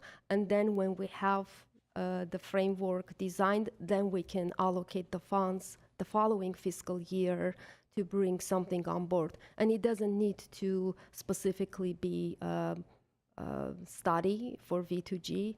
It can, so that's also not kind of finalized what we will be using the $150,000 for.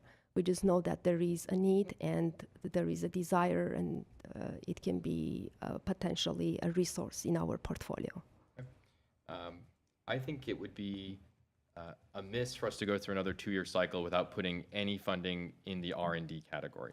The state gives us the authority to do that. The state explicitly says this money is for R&D, among other things. Mm-hmm. So, as you're putting your stamp on this program, and this is your baby, I would encourage you to try to set it up that way and set a standard that in Glendale, we support development and demonstration of new technologies. Even if it's a $50,000 token amount, it's something. It helps us, set a new baseline for next year. And I think if we don't know exactly what we're going to spend it on, that's okay. If we don't feel like we have the in-house expertise to properly set up a program and run it, there are lots of third parties that could help us. They don't have to be overpriced consultants. Sorry, that was not a dig at you. You're a very reasonably priced consultant. The LA Clean Tech Incubator in downtown LA, I think, is a great industry consortium. It's funded mostly by the LA DWP. I think they would welcome our participation if we said, hey, we've got $100K budgeted for tech demo projects to help our customers. Can you find us something to do and help run it? I think they would love that. And I think there's other ways we could accomplish that as well. So just that we don't necessarily have the capacity in our team right now, I don't think that should be a barrier, right? There's other ways around that. Maybe it's worth noting, I'm sorry, I didn't mean to interrupt you. In PBC and LCSF, under the current structure that we have with this contract or with the 2-year program, we do have the flexibility to move dollars around when we see things that need additional funds or are not performing. This may be a perfect example of where if we are looking at something and we think we can make it work, we can move funds into it and kickstart an R&D. Okay, yeah, I appreciate that. I'm glad you mentioned that. One of the things, because I think this is an improvement over last month, but I'm kind of with Commissioner Flanagan, like I'm not in love with this. And I was gonna suggest, could we approve this for 1 year so that we have to come back and reevaluate it? I think that might create some administrative headaches for you guys, and that's not the normal process. Maybe a good compromise would be like a mid-cycle review, where a year from now, we come back and look at how the programs have performed, and maybe you recommend some budget changes for the second program year, and we can do it that way. So I think that might be a way to keep I know you're concerned about keeping this on track, yes, so it takes effect for the new fiscal year. We certainly want some of the more generous incentives for things like heat pumps to take effect. But I do think we have a lot of interest here on the commission, and we're not totally convinced that we've got this set in stone the right way for 2 years, and maybe a midlife check is the right way to handle that. Couple more comments. In terms of like restructuring the information and presenting it in a new way, I think that's great, and you made a lot of changes, and I appreciate that and taking that feedback, so thank you. The Energy Star program, I believe, has been eliminated or is going to be eliminated by the Trump administration. I believe a lot of utility energy efficiency programs kind of defer to Energy Star as the seal of approval or the validation that a particular appliance or product is like good enough. Is that going to impact our ability to administer these programs if Energy Star is no longer certifying new products or new equipment?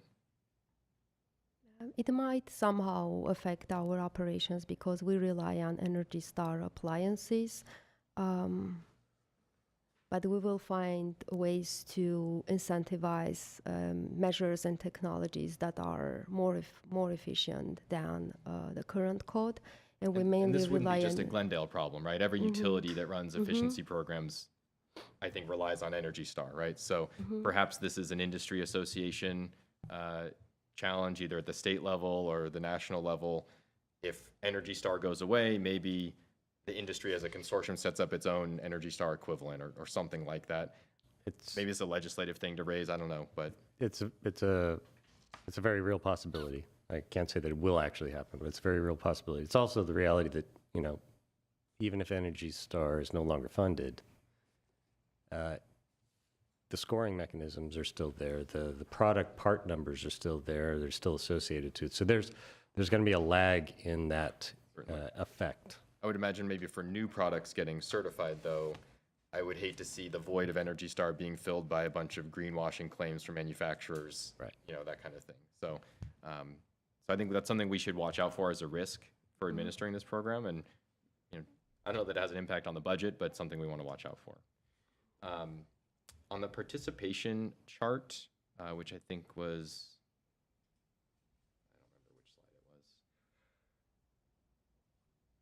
Someone help me out here if you got it handy. The count, yeah, not the money, but the count. Yes, slide 7, thank you. Just kind of looking at the numbers without the benefit of Microsoft Excel here, I think if we exclude 2 rows, we have some really big outliers here. So the home energy reports is the vast majority of the total participation, and the Glendale Care low-income assistance.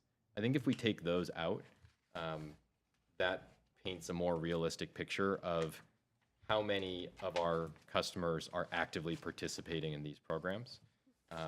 And I think if one of our goals is broader participation, you know, in general, so increasing the total number of people who get an incentive so that it's not just the 3 of us that like know about these things and file all the applications and get all the incentives for our appliances. We want this to be more broadly effective around the community. I think that's probably the better KPI to be tracking if we deduct those big ones, because the home energy reports, they come no matter what, right? If you call O-Power and tell them to stop sending it to you, they probably will stop, but nobody's making a conscious choice there. And I think that the low income assistance also it's a different situation. So I would like us to look at, you know, from a participation perspective, let's pull those out and see what the trends are, and let's set some goals. So over this 2-year program, let's see what that goal is, and then we'll hold ourselves accountable. And I think part of the intent there is that more different households are benefiting from this, not just the same, you know, wealthy homeowner households are soaking up all these incentives, right? That kind of thing. Does that make sense? That makes sense. We should probably remove those 65,000 customers. Or just classify it with a get those subtotal paper or reports. put an asterisk and explain that or something like that. Because it's not the same as getting a measure that's On, efficient. On slide 8, I see we've got goals here for energy efficiency and the total megawatt hour savings. Do we have goals, or could we develop goals for the peak load shift and kind of the avoided megawatts on our peak load? You know, as we talk about all the different issues we deal with, whether it's summer readiness or delays at Shoal, it always comes back to that hot summer week in September, right? It happens every year. And I think that's something we should be really strategic about, is how much of that are we trying to shave off of that peak? And these programs can help us get there. So I don't know if we have articulated, maybe it's part of the IRP or maybe it's, I don't know. But I would like us to be looking at that kind of as on equal footing with megawatt hour reduction is the peak megawatt reduction. Yeah, thank you. We have projections for megawatts too. Since those are not significant, we haven't included megawatt savings.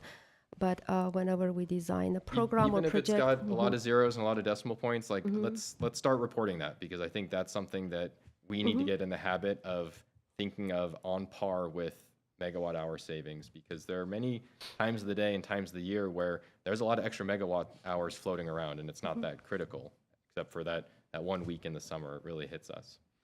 On the heat pump incentive, can those be combined?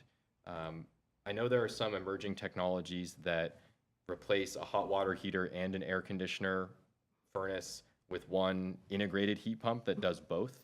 Would that be eligible for both categories of incentive if it's providing both of those functions to a customer's home? so for example, if a home has a furnace and it has a room AC and it's switched to a mini split heat pump, then they will get a mini split heat pump. And then if they have a furnace and an AC and they have to, so I think I don't understand the question. The question is, let's say you bought a house and it has a gas furnace and a gas water heater and an old inefficient air conditioner. And you want to rip out all of those things and replace them with what is one integrated device that performs HVAC and water heating through a single heat pump. Would there be a problem for a customer applying for rebates under both of those categories with one device? Or is that acceptable within the program? We haven't thought about that scenario. So for sure, if customers replace their gas furnace and air conditioning with a heat pump, central HVAC, and then separately they switch their heat pump, their regular tankless or gas water heater to heat pump water heater, they can get a rebate for that too. And actually, we want to encourage more electrification measures along the line. But I have to look into that technology that provides one heat pump for both water heating and space heating. Yeah, it cooling. combines a heat pump and a water tank and kind of a thermal battery that manages all of those things. I think from the net benefit or the net kind of functional benefit of doing that, it ought to benefit, it ought to be eligible for both categories of incentive, because it's serving all of the same functions and it's saving the same energy. We just want to make sure there's not a bureaucratic hang up where, oh, well, you already got an incentive for that thing, so you can't double dip. It wouldn't be double dipping. And this is an emerging technology, so I don't think we've seen it yet. But since we do this every 2 years, it's something I wanted to flag so we can get ahead of that. Thank you. We will definitely consider that. We want more customers to electrify. So, slide 10, where we list the effectiveness or the TRC of all these programs. One of the pillars of this strategy was that the TRC is greater than 1, and I think you said that's on a portfolio basis. But if we use that as our hurdle rate, there's one program that doesn't pencil out. The Small Business Direct Install program has a TRC of 0.8, and my understanding is that means it is not cost effective. Its benefits are less than its costs. And so I understand it's part of a bigger portfolio, and on a portfolio basis, it balances out. But I've got to be really skeptical in a time when our customers are seeing their rates go up, that we should be doing anything that has a TRC that's less than 1. And I'm wondering if you guys have thought about that or how you would address that.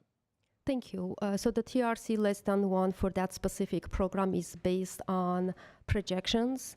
We don't have a Small Business Direct Install program yet. We just did some modeling, and that's the result that we got.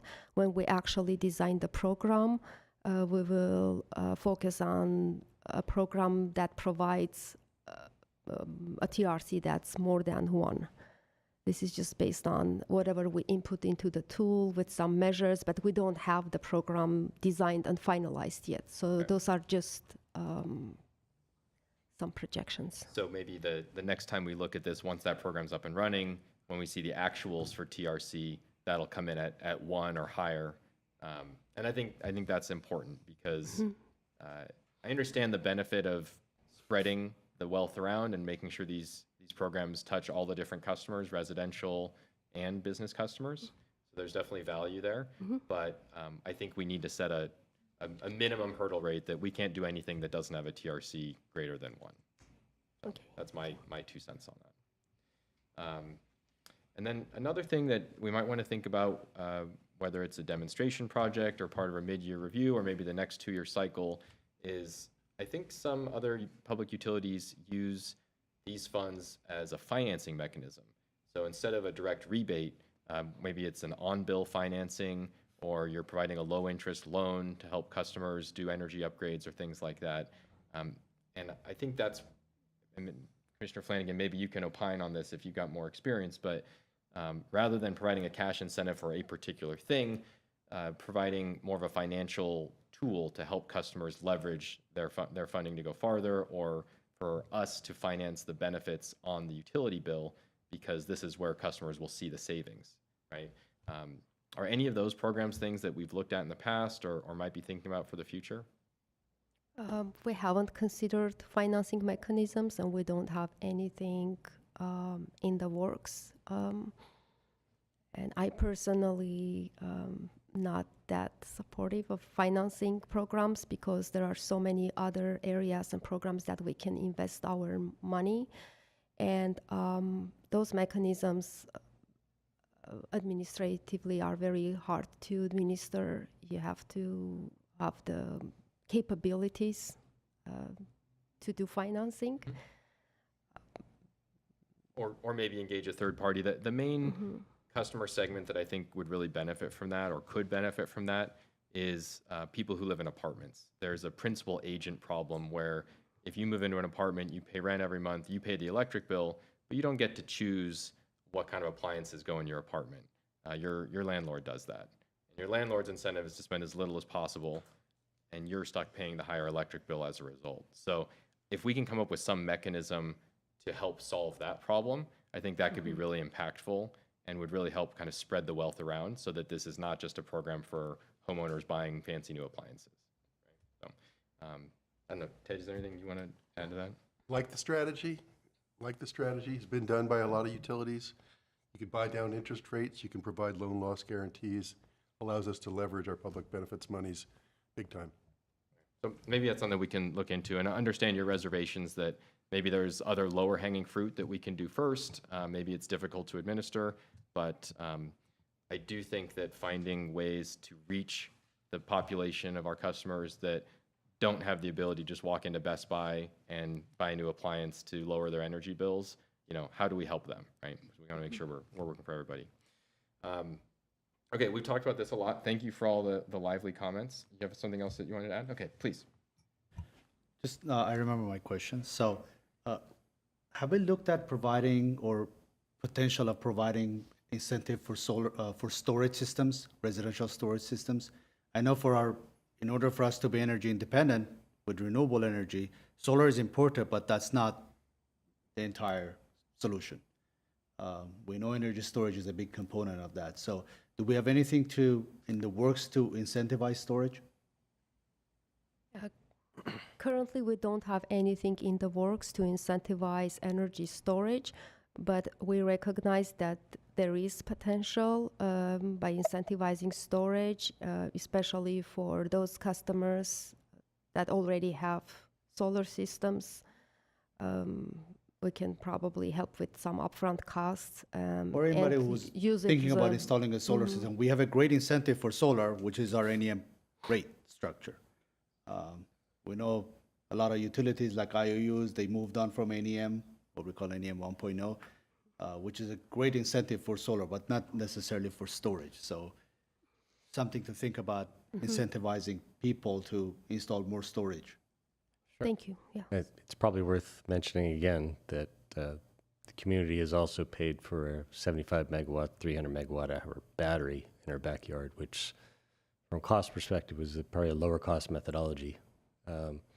And we will be looking for additional energy at all times of the day to collect into that battery. So there's some pretty significant benefits in that battery and being in our backyard. And to my understanding, it's the largest battery installation in, the basin, definitely, but probably in Southern California right now.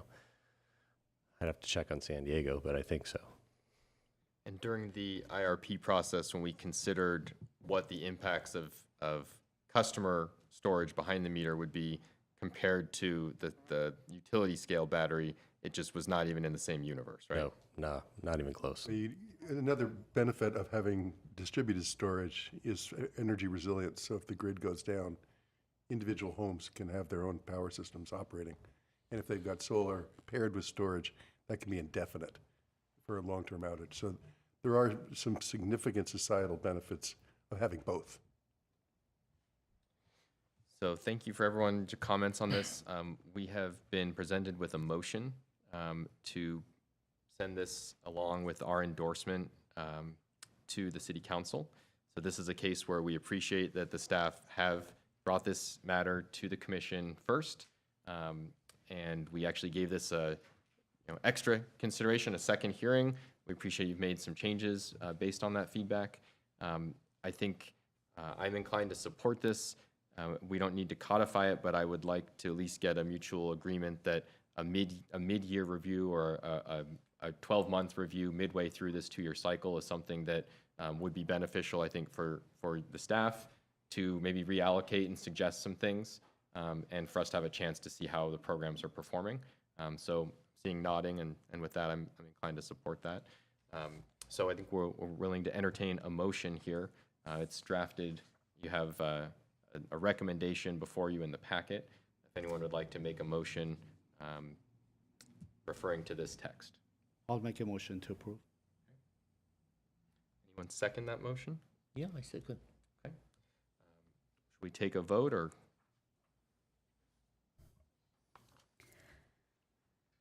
Commissioner Venetian, Yes. Commissioner Varian, Yes. Commissioner Flanagan, Yes. President Fay. Yes. Great, thank you very much. I think we're ready for the next item on our agenda. The next item is item 6, agenda forecast.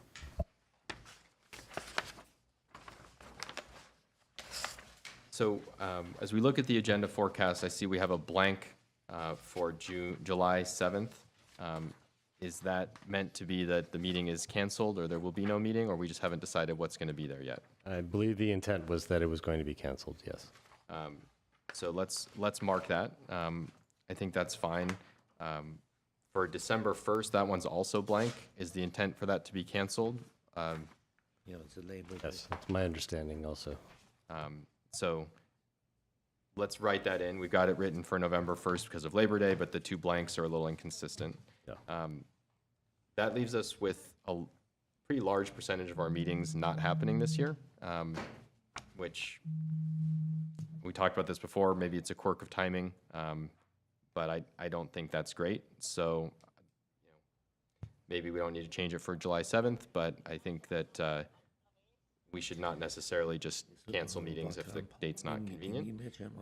One item that we've talked about that I would like to see added to a future agenda, and I'd like your perspective and maybe Mr. Obagolu's on the timing to pull this together, is whether it's a joint meeting with the fire department or just an internal presentation about our emergency preparedness, not necessarily in preventing the ignition of a wildfire, but in response to a wildfire, and what of our infrastructure is critical, where there may be known gaps, and forgive the pun, but kind of pressure test our plan for the water system, especially in response to a fire, and also the power system, because as we've talked about, there are our key first responders that rely on our electric circuits, and if we have an outage, do they have backup power? If they don't have backup power, are they on a protected circuit with priority?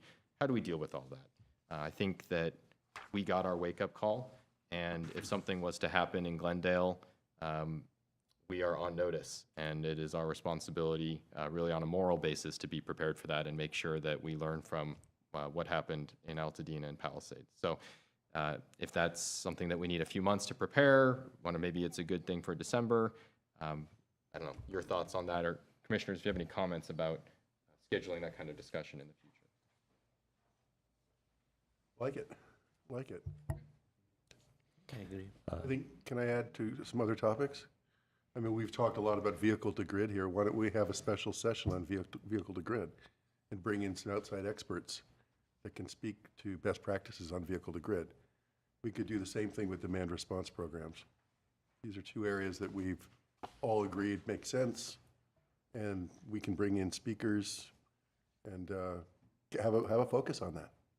I like the idea of bringing in some outside perspectives. There are a lot of things happening in this industry outside of Glendale that I think we could benefit from learning from.